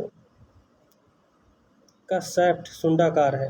ठीक है, जो इसका शेप है वो सुंडाकार है। अब देख लीजिए यहाँ पर मास्की, गुजरा, नेट्टूर और उदयगोलम में से वह अभिलेख जिसमें अशोक के व्यक्तिगत नाम का उल्लेख किया गया है, तो मास्की में। अशोक का रुमनदेही स्तंभ संबंधित है, बुद्ध के जन्म से संबंधित है। ठीक है, गुजरा लघु शिलालेख, ठीक है, जिसमें अशोक का नामोल्लेख किया गया है, मध्य प्रदेश के दतिया जिले में स्थित है। अशोक का वह स्तंभ जिसमें अशोक स्वयं को मगध का सम्राट बताया है, भाबरू। कौन सा, भाबरू, ये कहाँ है, राजस्थान में है। जो टालमी फिलाडेल्फस टुरमय के साथ अशोक के राजनयिक संबंध थे, ये कहाँ का था, तो मिस्र का था, ये बात ध्यान रखिएगा। ठीक है, इसके बाद में देख लीजिए क्वेश्चन ये भी है, अशोक का वह शिलालेख जिसमें पारंपरिक अवसरों पर पशु बलि पर निंदा की गई थी, शिलालेख पहला था। और चोल, पांड, सत्यपुत्र और सातवाहन में से दक्षिण राज्य में जिसका उल्लेख नहीं है, सातवाहनों का नहीं है। अशोक के जो प्रमुख शिलालेख संगम राज्य के विषय में हमें बताते हैं, वो दूसरा और 13वां शिलालेख है। अशोक का पूर्ण रूप से धार्मिक सहिष्णुता के प्रति समर्पित ये 12वें अभिलेख में मिलता है। ठीक है, नहीं सॉरी, हाँ 12वें अभिलेख में। ठीक है, और कलिंग विजय का जो है ये 13वां में है। उत्तराखंड के सम्राट अशोक में शिलालेखों की प्रति मिलती है, कालसी में स्थित है। ठीक है, ये उत्तराखंड में है और इसमें सम्राट अशोक के शिलालेखों की एक प्रति मिली हुई है। अगला जो हमारा हो जाता है वो है कि चोल, गुप्त, मौर्य तथा पल्लव में से वह राजवंश जिसके शासकों ने सुदूर देशों जैसे सीरिया, मिस्र, किसके, सीरिया मिस्र के राजकीय संबंध थे, तो किसके, मौर्य के। ठीक है, प्राचीन भारतीय अभिलेखों में से वह एक खाद्यान्न जिसे देश में संकट काल में उपयोग हेतु सुरक्षित रखने के बारे में प्राचीनतम शाही आदेश सागौरा ताम्रपत्र। ठीक है, अगला है अशोक ने कलिंग को मौर्य साम्राज्य में जोड़ लिया था। और अगला है कलिंग दक्षिण भारत को जाने वाली स्थलीय एवं समुद्री मार्गों को नियंत्रित करता था। दोनों बात सही है, बस स्पष्टीकरण नहीं है। ठीक है, अगला हमारा हो जाता है मौर्यकालीन शासकों ने धार्मिक आधार पर भू अनुदान नहीं किया था और भू अनुदान के विरुद्ध में कृषकों ने विरोध किया था। तो देखिए इसमें जो है ए सही है, लेकिन आर जो है हमारा गलत है। अगला है मौर्य काल में टैक्स को छुपाने यानी चोरी करने के लिए मृत्युदंड दिया जाता है। बिल्कुल बात ठीक है। प्रसिद्ध यूनानी राजदूत मेगास्थनीज, इसकी पुस्तक क्या थी, इंडिका थी। भारत में आए थे किसके, चंद्रगुप्त मौर्य के दरबार में। अगला है मेगास्थनीज ने अपनी इंडिका में भारतीय समाज को विभाजित किया था। तो इंडिका में इसने 7 श्रेणियों में विभाजित किया था। अर्थशास्त्र, मुद्रा राक्षस, मेगास्थनीज की इंडिका और वायु पुराण में से वह स्रोत जिसमें उल्लिखित है कि प्राचीन भारत में दास्ता नहीं थी। तो ये मेगास्थनीज के इंडिका में ही यह बात कही गई है कि दास्ता नहीं थी। अगला हमारा हो जाता है वह स्रोत जिसमें पाटलिपुत्र के प्रशासन का वर्णन उपलब्ध है, तो इंडिका में। और वह स्रोत जो मौर्यों के नगर प्रशासन का विस्तृत वर्णन प्रस्तुत करता है, मेगास्थनीज की इंडिका। ठीक है, मेगास्थनीज की पुस्तक का नाम इंडिका था। मौर्य नरेशों के ने विकास किया था किसका? संस्कृति, कला, साहित्य, प्रांतीय विभाजन, हिंदू कुश साम्राज्य तक। भाग व बलि थे, जो भाग और बलि थे ये बहुत बार पूछा गया, भाग और बलि का संबंध किससे है? तो ये राजस्व के स्रोत थे, यानी एक प्रकार का टैक्स था। अगला है मौर्य काल में भूमि कर, जो राज्य के आय का मुख्य स्रोत था, भूमि कर, ठीक है। तो ये जो है सीता अध्यक्ष द्वारा एकत्रित किए जाते थे, ठीक है। अगला है मौर्य काल में सीता का तात्पर्य होता था राजकीय भूमि से प्राप्त आय। अगला है मौर्य परिषद में राजस्व इकट्ठा करने से संबंधित थे उनको समहर्ता कहा जाता था, और जो माप तौल के अधिकारी होते थे उनको पौतवा अध्यक्ष कहा जाता था, ठीक है। अगला है पंकोद सनिरोधे, ये मौर्य प्रशासन द्वारा लिया जाने वाला जुर्माना करता सड़क पर कीचड़ फैलाने पर, ठीक है। अगला है मौर्य काल में शिक्षा का सर्वाधिक प्रसिद्ध केंद्र कौन सा था? तक्षशिला था। अच्छा देखिए कैसे याद रखेंगे कि पंकोद कसिन निरोध है, पंक माने कीचड़ होता है, बस आप इतना समझ लीजिए। तो कीचड़ पर फैलाने के कारण ये टैक्स लिया जाता था। अगला हम देख लेते हैं यहाँ पर कि चंद्रगुप्त मौर्य जो है इसको सैंड्रोकोटस, बिंदुसार को अमित्रघात, अशोक को प्रियदर्शी और चाणक्य को विष्णुगुप्त, ठीक है। ये मिलाना था तो हमने मिला लिया। और इसके बाद में फिर देख लेते हैं अंतिम मौर्य सम्राट कौन था? तो बृहद्रथ था, ठीक है। कौन था? बृहद्रथ। इसके बाद में सही कथन के बारे में देखा है, तो देख लीजिए इसको हम पूरा पढ़ लेते हैं क्योंकि इम्पोर्टेंट है। अंतिम मौर्य शासक बृहद्रथ की हत्या उसके प्रधान सेनापति पुष्यमित्र शुंग ने की थी। अंतिम शुंग, ठीक है, राजा देवभूत की हत्या करके ब्राह्मण मंत्री वासुदेव ने कर्ण वंश की स्थापना की थी, ठीक है। और आंध्र ने कर्ण वंश के अंतिम शासक पद से वंचित किया था, ठीक है। किसने? आंध्र ने कर्ण राजवंश के अंतिम शासक को पद से वंचित कर दिया था। अब यहाँ पर देख लीजिए ईसवी सन के पूर्व में कुछ शताब्दियों में गिरनार क्षेत्र में जल संसाधन व्यवस्था की ओर ध्यान दिया चंद्रगुप्त मौर्य एवं अशोक ने।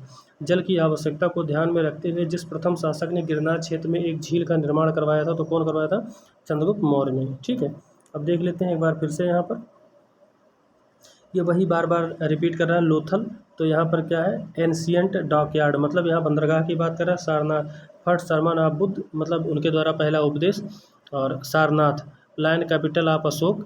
और इसके बाद में Nalanda, great seat of Buddhist learning. इसके बाद में हमारा आ जाता है मौर्योत्तर काल। देखिए स्ट्रेटो सेकंड, स्ट्रेटो फर्स्ट, ठीक है। डेमेट्रियस एवं मेनांडर में से वह हिंद यवन शासक जिसने शीशे के सिक्के जारी किए। किसके? शीशे के सिक्के जारी किए, तो स्ट्रेटो सेकंड ने। अगला है बिंबिसार, गौतम बुद्ध, ठीक है। मिलिंद और प्रसेनजीत में से वह अन्य तीनों के समसामयिक नहीं था, तो मिलिंद नहीं था, ठीक है। अगला है काव्य शैली का प्राचीनतम नमूना मिलता है काठियावाड़ के रुद्रदामन अभिलेख से। अगला है रुद्रदामन प्रथम की विभिन्न उपलब्धियां वर्णित है जूनागढ़ अभिलेख में। अगला है बिना बेगार के सुदर्शन झील का जीर्णोद्धार, मतलब उसको पुनः निर्माण किसने करवाया था? रुद्रदामन प्रथम ने, ठीक है। उत्तरी तथा उत्तरी पश्चिमी भारत में सर्वाधिक संख्या में, देखिए उत्तरी तथा उत्तरी पश्चिमी भारत में सर्वाधिक तांबे के सिक्कों का प्रचलन किसने किया था? कुषाणों ने, ठीक है। और प्राचीन भारत में नियमित रूप से सोने के सिक्के किसने चलाए थे? सब क्वेश्चन पूछा जाता है कुषाणों के, ठीक है। किसने? कुषाणों ने। अगला है बिम कैडफिसस, कनिष्क, नामपाण व बुद्धगुप्त में से जिसने सिक्कों पर बुद्ध का अंकन हुआ है कनिष्क।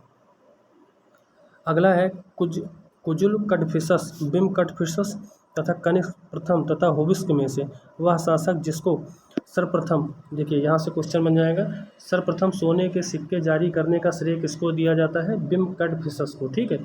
बिम कटफिसस, कुजुल कटफिसस, कनिष्क और हर्मबीज में से वह जिसने भारत में स्वर्ण सिक्कों का प्रचलन का उपयोग किया था बिम कटफिसस है, ध्यान रखिएगा।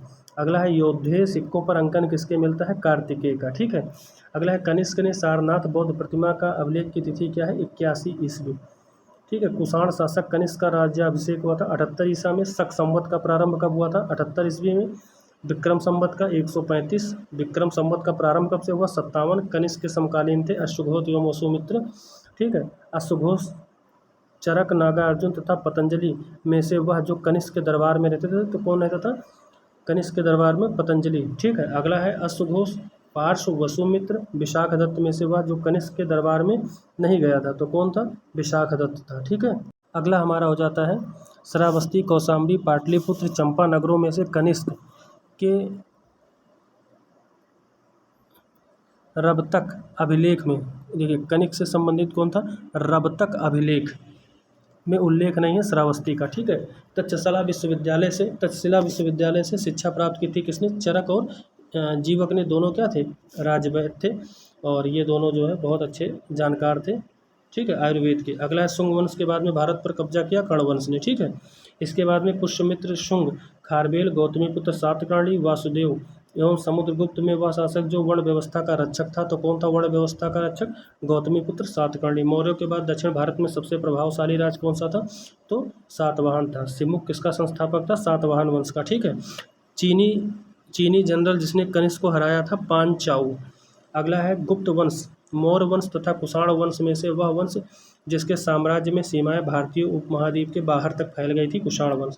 बाल विवाह की प्रथा आरंभ हुई थी कुषाण काल से, ठीक है। और अगला पूछता है कि कभी कभी गांधार जो शैली थी वो किसके शासनकाल में फली फूली? तो कुषाणों के, ठीक है। अब देख लेते हैं राजवंश और सिक्कों की धातुएं। कुषाण में स्वर्ण एवं ताम्र, गुप्त में स्वर्ण एवं रजत, सातवाहन में सीसा एवं पोटीन के सिक्के। ध्यान रखिएगा, बहुत इंपॉर्टेंट है, पूछ लेता है पोटीन के सिक्के सातवाहन में। कलचुरी में जो है स्वर्ण, रजत एवं ताम्र। अगला है अफगानिस्तान का बामियान प्रसिद्ध है बुद्ध की प्रतिमा के लिए। जो कला शैली भारतीय और यूनानी, ध्यान रखिएगा, भारतीय और यूनानी यानी ग्रीक आकृति का मिश्रण है गांधार। वह मूर्ति कला जिसमें सदैव हरित अस्तरित चट्टान यानी शिष्ट का प्रयोग होता है, तो गांधार मूर्ति कला में। और प्राचीन काल में भारत पर आक्रमणों के संबंध में सही कालाक्रम, मतलब जो कालक्रम है वो कौन सा है? यूनानी, शक और कुषाण है, ठीक है। अगला है पहला ईरानी शासक जिसने भारत के कुछ भाग को अपने अधीन कर लिया था, डेरियस प्रथम था। अगला है चालुक्य, पल्लव, राष्ट्रकूट तथा सातवाहन राजवंशों में सबसे पुराना कौन सा है? सातवाहन। आंध्र सातवाहन राजाओं की सबसे लंबी सूची मिलती है मत्स्य पुराण में। सातवाहन राजधानी कहाँ पर थी? अमरावती एवं प्रतिष्ठान में। फिर से देख लेते हैं एक बार यहाँ से। देखिए, एका ब्राह्मण प्रयुक्त हुआ है गौतमीपुत्र सातकर्णी के लिए। और कथनों पर विचार करना है। कुषाण फारस की खाड़ी तथा लाल सागर से व्यापार करते थे, बिल्कुल ठीक बात। उनकी सुसंगठित सेना उच्च कोटि की थी, बिल्कुल गलत बात है। उनकी नौसेना उतनी संगठित नहीं थी, ये चोलों के लिए बात ठीक बैठेगा। अगला है राजा खारबेल का नाम जुड़ा हुआ है हाथी गुम्फा अभिलेख से। इसके बाद में है अशोक हर्ष पुलकेशिन द्वितीय। खारबेल में से वह जो जैन धर्म का संरक्षक था, तो खारबेल हो जाएगा। अगला है कलिंग नरेश खारबेल संबंधित थे चेदी वंश से। दशरथ, बृहद्रथ, खारबेल तथा हुबिस्क राजाओं में से जिसका जैन धर्म के प्रति झुकाव था, तो खारबेल का भी हमने देखा। पूर्वी रोमन शासक जस्टिनियन का सर्वाधिक महत्वपूर्ण योगदान था विधि में। अगला जो हमारा हो जाता है वो हो जाता है गुप्त एवं गुप्तोत्तर युग। देखिए, गुप्त वंश ने शासन किया था 319 से 500 ईसा, ठीक है। और 4 अश्वमेध युग का संपादन किसने किया था? प्रवरसेन प्रथम ने। भारत का नेपोलियन किसको कहते हैं? समुद्रगुप्त को विसेंट आर्थर स्मिथ ने कहा था। गुप्त राजा देवगुप्त का एक अन्य नाम था चंद्रगुप्त द्वितीय। प्रथम गुप्त शासक जिसने परम भागवत की उपाधि धारण की थी, तो वो कौन था? तो वो था चंद्रगुप्त द्वितीय, ठीक है। इलाहाबाद स्तंभ लेख किससे संबंधित है? समुद्रगुप्त से, ठीक है। प्रयाग प्रशस्ति की जानकारी हमें किससे मिलती है? कुमारगुप्त के सैन्य अभियान के बारे में। अगला हमारा हो जाता है कि समुद्रगुप्त के प्रयाग प्रशस्त स्तंभ लेख मिलते हैं कहाँ से? तो जहांगीर का, ठीक है। समुद्रगुप्त के प्रयाग प्रशस्ति वाले स्तंभ पर लेख किसका मिलता है? जहांगीर का, ध्यान रखिएगा। पृथ्व्याय प्रथम वीरा उपाधि किसने धारण की थी? समुद्रगुप्त की, ठीक है। होड़ों के आक्रमण में अत्यंत विचलित हुआ था गुप्त राजवंश, ठीक है। होड़ों ने भारत पर आक्रमण किया था स्कंदगुप्त के शासनकाल में, कई बार पूछा गया। गुप्त शासक जिसने होड़ों पर विजय प्राप्त की थी? स्कंदगुप्त, ठीक है। इसके बाद में हमारा है वह अभिलेख जिससे ज्ञात होता है कि स्कंदगुप्त ने होड़ों को पराजित किया था, ठीक है। भीतरी स्तंभ लेख, किससे? भीतरी स्तंभ लेख से। अगला है गुप्त साम्राज्य के पतन के विभिन्न कारण थे जो हैं होड़ आक्रमण, ठीक है। प्रशासन का सामंतीय ढांचा, उत्तरावर्ती गुप्तों का, ठीक है। बौद्ध धर्म स्वीकार करना, अयोग्य अधिकारी। अगला हमारा आ जाता है शक विजेता के रूप में किसे जाना जाता है? तो चंद्रगुप्त द्वितीय को। अगला हमारा हो जाता है कि चंद्रगुप्त द्वितीय ने पराजित किया था किसको? रुद्र सिंह तृतीय को। अगला है रुद्र सिंह तृतीय को, ठीक है। अगला है रजत सिक्के जारी करने वाला प्रथम गुप्त शासक कौन था? चंद्रगुप्त द्वितीय। गुप्त काल में उत्तर भारतीय व्यापार जिस एक पत्तन के लिए संचालित होता था, ताम्रलिप्ति। अगला है भारत ने दक्षिण पूर्वी एशिया के साथ अपने आरंभिक सांस्कृतिक संपर्क तथा व्यापारिक संबंध बंगाल की खाड़ी पार बना रखे थे, क्योंकि बंगाल की खाड़ी में चलने वाली मानसूनी हवाओं ने समुद्री यात्राओं को सुगम बना दिया था, ठीक है। अगला हमारा हो जाता है कि प्राचीन भारत में देश की अर्थव्यवस्था के अत्यंत महत्वपूर्ण भूमिका निभाने वाले श्रेणी संगठन के संदर्भ में जो कथन सत्य है उसको बताना है। श्रेणी ही वेतन श्रेणी ही वेतन काम करने के नियमों, मानकों और कीमतों को सुनिश्चित करती थी। श्रेणी का अपने सदस्यों पर न्यायिक अधिकार होता था। ठीक है। अगला है गुप्त काल में गुजरात, बंगाल, दक्कन एवं तमिल राष्ट्र में स्थित केंद्र वस्त्र उत्पादन से संबंधित था। ठीक है। अगला है गुप्त काल में अपनी आयुर्विज्ञान विषयक रचना के लिए जाना जाता था। तो कौन था? तो ये थे सुश्रुत जी। कौन थे? सुश्रुत। ठीक है। अगला हमारा हो जाता है धन्वंतरि, भास्कराचार्य, चरक और सुश्रुत में से प्राचीन भारत के आयुर्वेद शास्त्र का संबंध नहीं था। तो कौन नहीं थे? तो देखिए इसमें धन्वंतर भी थे, चरक भी थे और सुश्रुत थे, लेकिन भास्कराचार्य जी नहीं थे। अगला हमारा आ जाता है प्राचीनकालीन भारत में हुई वैज्ञानिक प्रगति के संदर्भ में कौन सा कथन सही है? प्रथम सदी ईस्वी में विभिन्न प्रकार के विशिष्ट शल्य औजारों का उपयोग आम था। 5वीं सदी ईसा में कोण के ज्या का सिद्धांत ज्ञात था। 7वीं सदी में, ठीक है, चक्रीय चतुर्भुज का सिद्धांत हुआ। चंद्रगुप्त के 9 रत्नों में से फलित ज्योतिष से संबंधित थे। मतलब जो ज्योतिष से संबंधित थे तो वो थे छपड़क और कालिदास। ध्यान रखिएगा, कालिदास होता है, कालिदास नहीं होता है। कालिदास जिसके शासन काल में थे वह कौन था? तो चंद्रगुप्त द्वितीय था। अगला है गुप्तकालीन, ठीक है, स्वर्ण मुद्रा को क्या कहते थे? तो दीनार कहते थे। स्वर्ण मुद्रा को दीनार और रजत मुद्रा को रूपक कहते थे। ध्यान रखिएगा। अगला है गुप्त शासक जिसने सर्वप्रथम सिक्के जारी किए थे। चंद्रगुप्त प्रथम ने। गुप्त काल में लिखित संस्कृत नाटकों में स्त्री और शूद्र बोलते थे। ठीक है, तो प्राकृतिक। ठीक है। अगला सती प्रथा का प्रथम अभिलेख साक्ष्य प्राप्त हुआ है एरण अभिलेख से। ध्यान रखिएगा। और गुप्त संवत की स्थापना चंद्रगुप्त फर्स्ट ने की थी। सुमेलित यहाँ पर देखिए करना है, कुछ इंपॉर्टेंट है। अशोक को प्रिय दर्शन। ठीक है। समुद्रगुप्त को प्रक्रमांक, चंद्रगुप्त द्वितीय को विक्रमादित्य और स्कंदगुप्त को क्रमादित्य। अगला हम देख लेते हैं नगरों का क्रमिक पतन का एक महत्वपूर्ण विशेषता थी गुप्तकाल की। मंदिरों एवं ब्राह्मणों को सबसे अधिक ग्राम अनुदान में दिया था गुप्त वंश ने। प्राचीन भारत में वह वंश जिसका शासनकाल स्वर्णयुग के नाम से जाना जाता है, गुप्तकाल का। अगला है गुप्त युग में भूमि राजस्व की दर कितनी थी? उपज का 6वां भाग। हिंदू विधि द्वारा मान्य कर था उपज का 6वां भाग। ठीक है। गुप्त साम्राज्य द्वारा कर रहित कृषि भूमि दान प्रदान की जाती थी ब्राह्मणों को, मतलब जिनसे टैक्स नहीं लिया जाता ब्राह्मणों से। प्राचीन काल में सिंचाई कर को कहते थे। तो ये हो जाता था विदक भागम। क्या हो जाता था? विदक भागम। यानी कि प्राचीन काल में सिंचाई कर को क्या कहते थे? विदक भागम। ध्यान रखिएगा। अगला है 3री शताब्दी में वारंगल प्रसिद्ध था लोहे के यंत्रों और उपकरण हेतु। अगला था तोरामण था, तो हूण जातीय दल का एक नेता था। ठीक है। अगला है हूण शासक मिहिरकुल को पराजित किसने किया था? बलादित्य एवं यशोधर्मन ने। अगला है विशाख दत्त के प्राचीन भारतीय नाटक मुद्रा राक्षस। ठीक है। मुद्रा राक्षस में जो विशाख दत्त की है किससे संबंधित है? चंद्रगुप्त मौर्य के समय में राज दरबार में, ठीक है, दुर्विंशतियों के बारे में। अगला है सत्य कथन। गुप्त सम्राट स्वयं के लिए दैवी अधिकारों का दावा करते थे। उनका प्रशासन केंद्रीकृत था। ध्यान रखिएगा, गुप्तों का जो प्रशासन था वो केंद्रीकृत था। उन्होंने भूमिदान की परंपरा को जो है विस्तारित किया था। अगला हमारा हो जाता है शतरंज के खेल का उद्भव कहाँ पर है? तो ये भारत में है। शूद्रक द्वारा लिखी गई मृटकचकम। ध्यान रखिएगा, शूद्रक ने एक पुस्तक लिखी थी, उसका नाम था मृटकचकम, और ये धनी व्यापारी और गणिका की पुत्री की प्रेम गाथा है। प्राचीन सांख्य दर्शन महत्वपूर्ण योगदान है किसका? कपिल का। ठीक है। अगला है भारत में दार्शनिक विचार के इतिहास के संबंध में सांख्य संप्रदाय से संबंधित कथन है। सांख्य की मान्यता है कि आत्मा ही मोक्ष की ओर ले जाता है। आत्मा मोक्ष की ओर ले जाता है, ना कि कोई ब्रह्म प्रभाव अथवा कारक। अगला है योग दर्शन के प्रतिपादक कौन थे? तो ये थे पतंजलि। कौन थे? पतंजलि। अगला है अनुस्मृति, प्रत्याहार, ध्यान, धारणा में से वह जो अष्टांग योग का अंश नहीं है। ध्यान रखिएगा, तो कौन नहीं है? अनुस्मृति। अगला है महाभाष्य के लेखक पतंजलि किसके समकालीन थे? तो पुष्यमित्र शुंग के। अगला है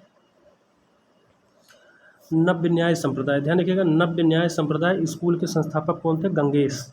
जब तक जीवित रहो, सुख से जीवित रहो, और ऋण ही लेना पड़े तो लो, क्योंकि शरीर में भस्मीभूत हो जाने पर, ठीक है, पुनरागमन नहीं हो सकता। पुनर्जन्म का निषेध करने वाली वह युक्ति है चारवाकों की। ठीक है। अगला है वैशेषिक दर्शन के प्रवर्तक कौन थे? तो कणाद ऋषि थे। और न्याय दर्शन के कौन थे? गौतम ऋषि थे। अगला हमारा आ जाता है कि मीमांसा के प्रणेता कौन थे? जैमिनी थे। कर्म का सिद्धांत संबंधित है मीमांसा से।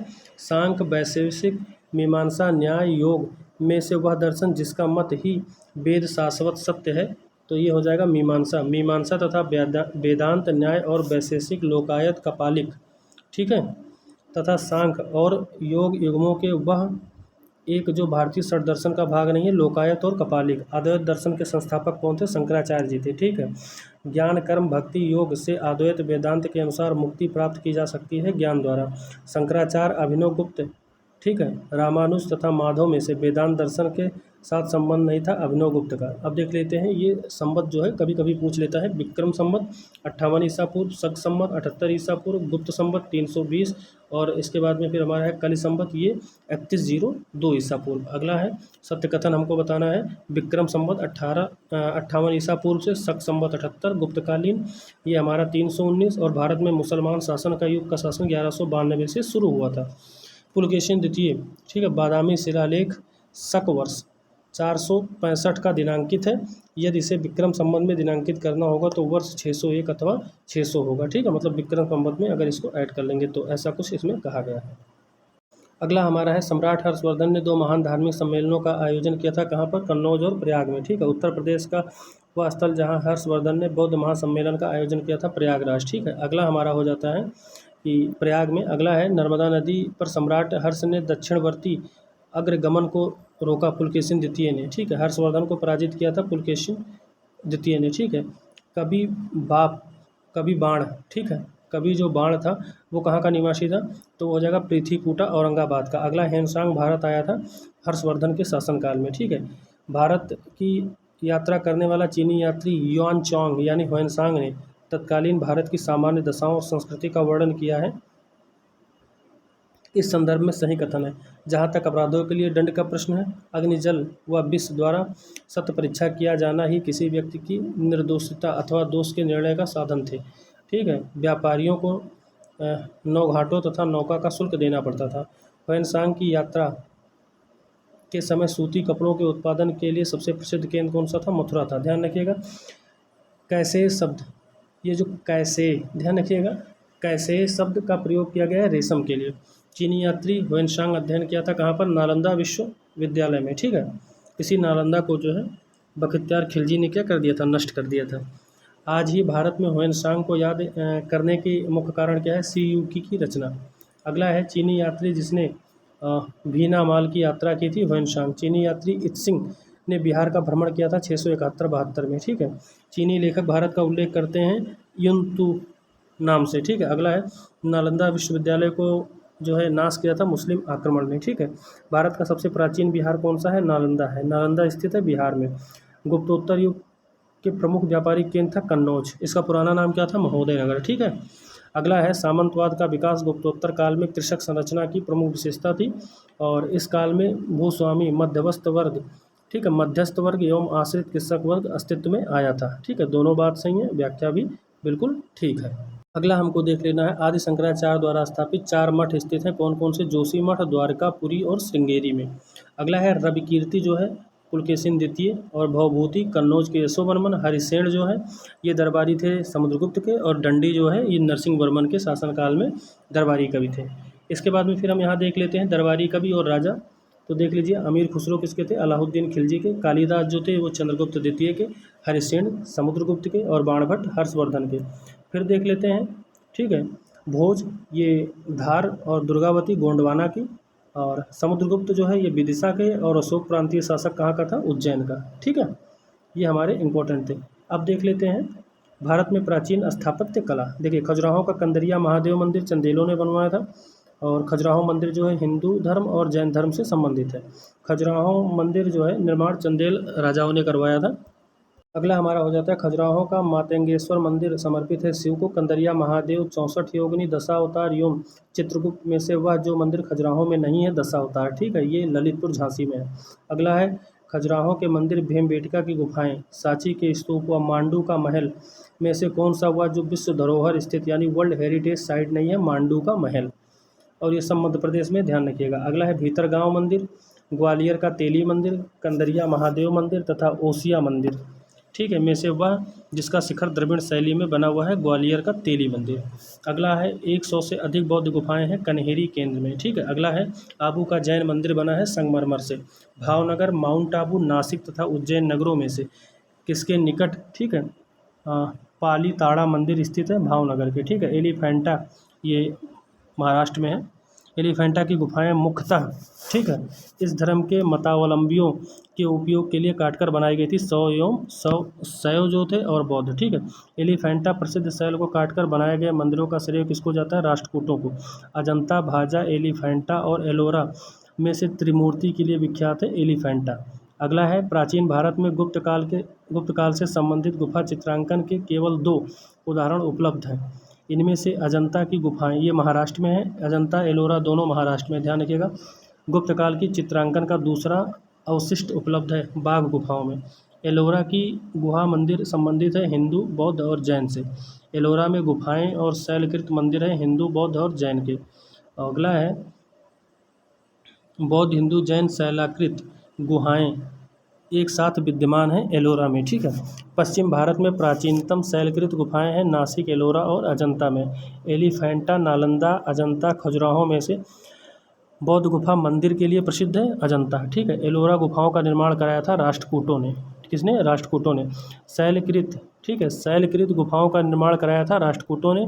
और शैलकृत स्थापत्य का आश्चर्य माना जाता है कैलाश मंदिर को। ठीक है। ये भी महाराष्ट्र में है, एकास्म मतलब पत्थर पर निर्मित है। अगला है, एलोरा के कैलाश मंदिर का निर्माण राष्ट्रकूट वंश ने कराया था। और किसने करवाया था? तो कृष्ण प्रथम ने। राष्ट्रकूटों का संरक्षण प्राप्त था जैन धर्म को। हमारा हो जाता है, अजंता एवं एलोरा की गुफाएं स्थित है औरंगाबाद महाराष्ट्र में। ठीक है। अब देखिए, गुप्त मंदिर और स्थान। ईंट से निर्मित मंदिर भीतरगांव में, दशावतार मंदिर देवगढ़ झांसी में, शिव मंदिर भूमरा, ये कहाँ पर जाता है? मध्य प्रदेश में। और विष्णु मंदिर एरण। ठीक है।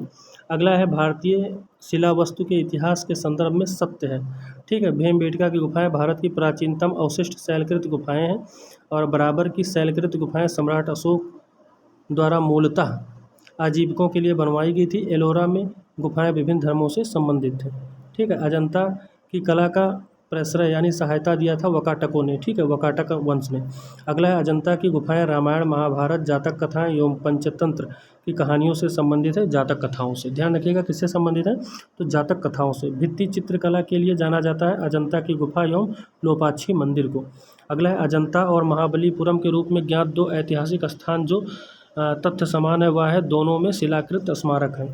अगला है, हम्पी कहाँ है? कर्नाटक में। नागार्जुन कोंडा आंध्र प्रदेश में। शिशुपालगढ़ कहाँ है? उड़ीसा में। और अरिकामेडु कहाँ है? पांडुचेरी में। कोणार्क का सूर्य मंदिर बनवाया था किसने? नरसिंहदेव वर्मन ने। ठीक है। काला पैगोडा के नाम से जाना जाता है, या ब्लैक पैगोडा किसको कहा जाता है? कोणार्क के सूर्य मंदिर को। मेढोरा का सूर्य मंदिर है गुजरात में, ध्यान रखिएगा। लिंगराज मंदिर अवस्थित है भुवनेश्वर में। उड़ीसा में नष्ट होने से बचे मंदिरों में सर्वाधिक बड़ा और ऊंचा है लिंगराज मंदिर। जगन्नाथ मंदिर कहाँ स्थित है? उड़ीसा में। भुवनेश्वर का पुरी मंदिर निर्मित है नागर शैली में। और विष्णु को समर्पित अंकोर वाट मंदिर स्थित है कंबोडिया में। ठीक है। अगला है, बोरोबदूर स्तूप स्थित है जावा में।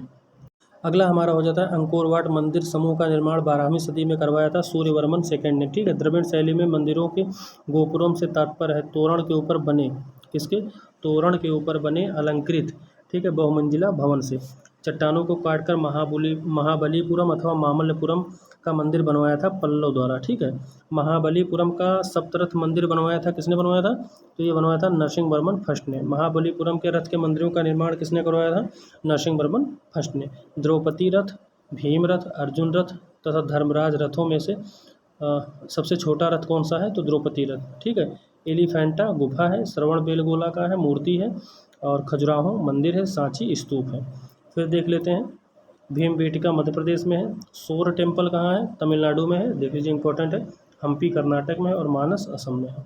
इसके बाद में देख लेते हैं, एलोरा की गुफाएं राष्ट्रकूटों ने, मीनाक्षी मंदिर पांड्यों ने, ठीक है, पांड्य राजवंश ने, खजुराहो का मंदिर चंदेल ने, और महाबलीपुरम का मंदिर पल्लव ने। ठीक है। अगला हमारा है, बैजनाथ धाम शिव मंदिर से संबंधित है। और सारनाथ बुद्ध की शांति का प्रथम प्रवचन स्थल है। दिलवाड़ा ये कहाँ है? तो ये जो है जैन मंदिर है। और बद्रीनाथ विष्णु मंदिर है। अगला हमारा हो जाता है, सूर्य मंदिर कोणार्क में है, लिंगराज मंदिर भुवनेश्वर में है, हवा महल जयपुर में है, और गोमतेश्वर की प्रतिमा कर्नाटक में है। फिर हमारा है, नालंदा विश्वविद्यालय है, सारनाथ अशोक स्तंभ है, सांची स्तूप है, और कोणार्क जो है सूर्य मंदिर है। अगला है, प्राचीन नगर तक्षशिला स्थित था सिंधु तथा झेलम नदियों के बीच में। ठीक है। अगला हमारा है, सोनगिरी जहाँ 108 जैन मंदिर बने हुए हैं स्थित है दतिया के सन्निकटीय मध्य प्रदेश में है। ठीक है। सोनगिरी का ऐतिहासिक दिगंबर जैन तीर्थ स्थल है मध्य प्रदेश में। दिलवाड़ा कहाँ है? माउंट आबू अरावली पर्वत पर। ठीक है। अरावली की सबसे ऊंची चोटी कौन सी है? गुरु शिखर है, 1722 मीटर, ठीक है। और प्रसिद्ध विरूपाक्ष मंदिर अवस्थित है हम्पी में। और नागर, द्रविड़ और बेशर भारतीय जो मंदिर की वास्तु की ये तीन मुख्य शैलियाँ हैं।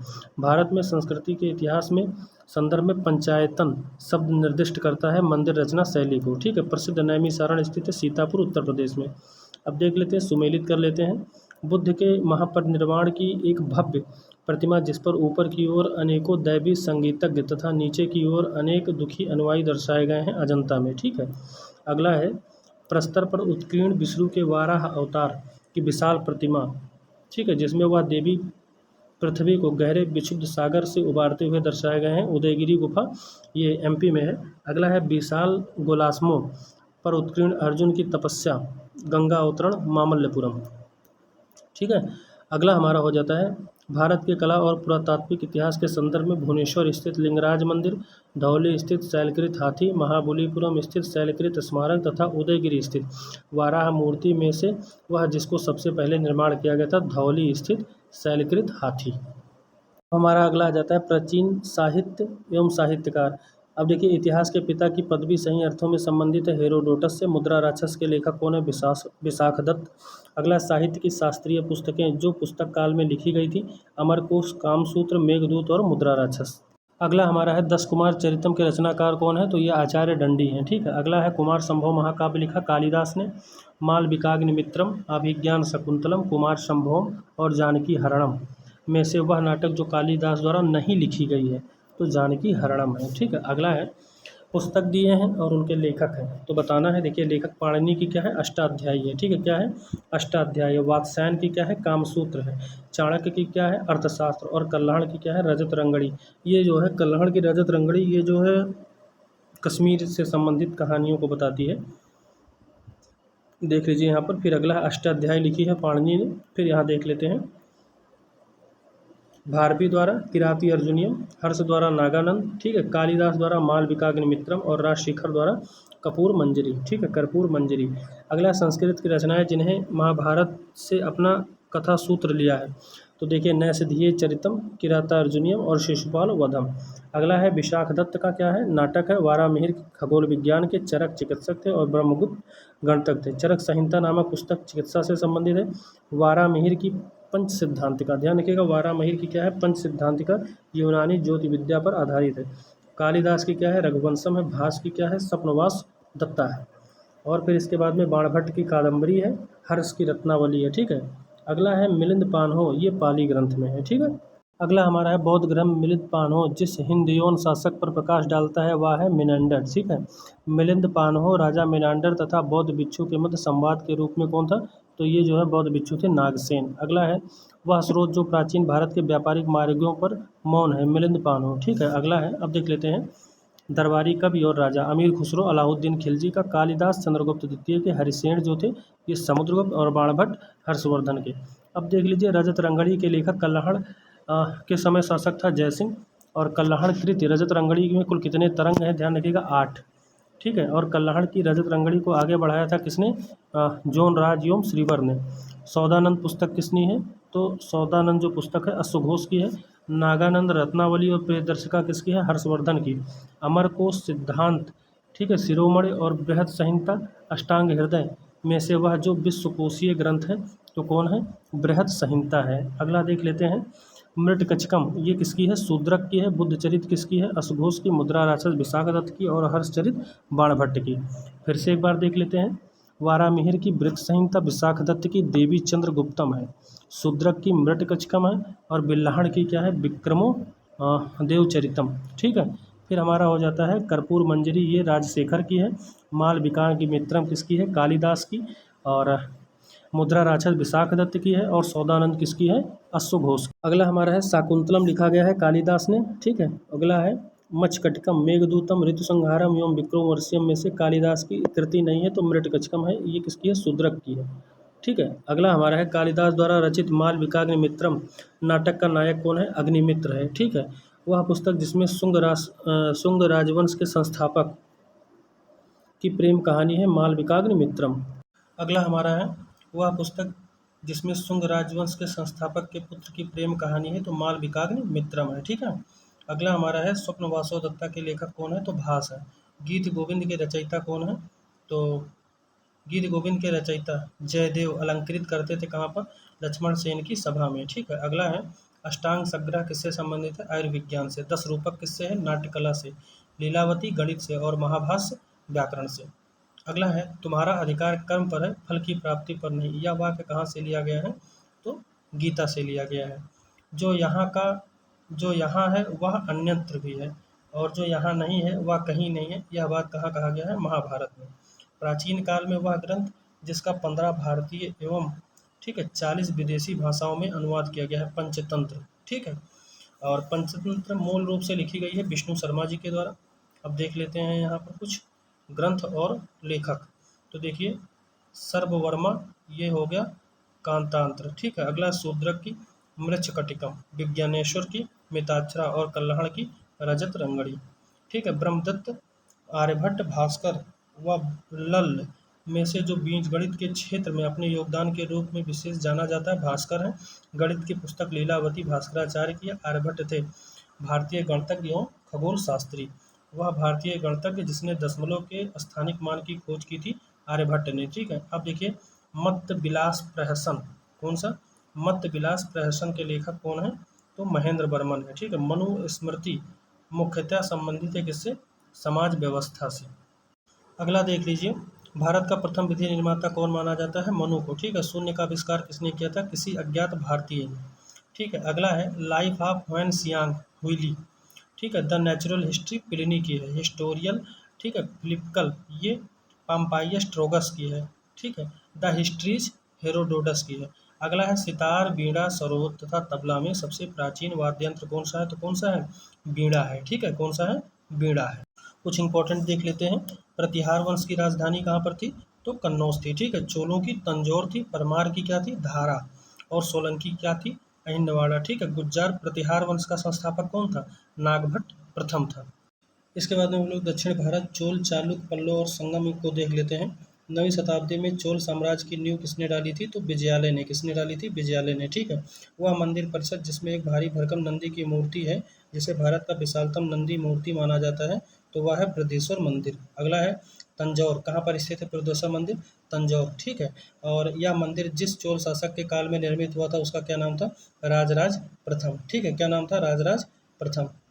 और चोलों का राज्य फैला था कोरोमंडल तट, दक्कन के कुछ भाग तक। ठीक है, अगला है कावेरीपत्तनम, महाबलीपुरम, कांची, तंजौर में से चोलों की राजधानी कहाँ पर थी, तो चोलों की राजधानी कहाँ थी, तंजौर थी। ठीक है, और चोलों की जो प्रशासन की विशेषता थी वह ग्राम पर आधारित थी, यानी ग्राम प्रशासन की स्वायत्तता थी। ठीक है, अगला है वह दक्षिण भारतीय राज्य जिसमें उत्तम ग्राम प्रशासन था, तो चोलों में जो है उत्तम ग्राम का प्रशासन था।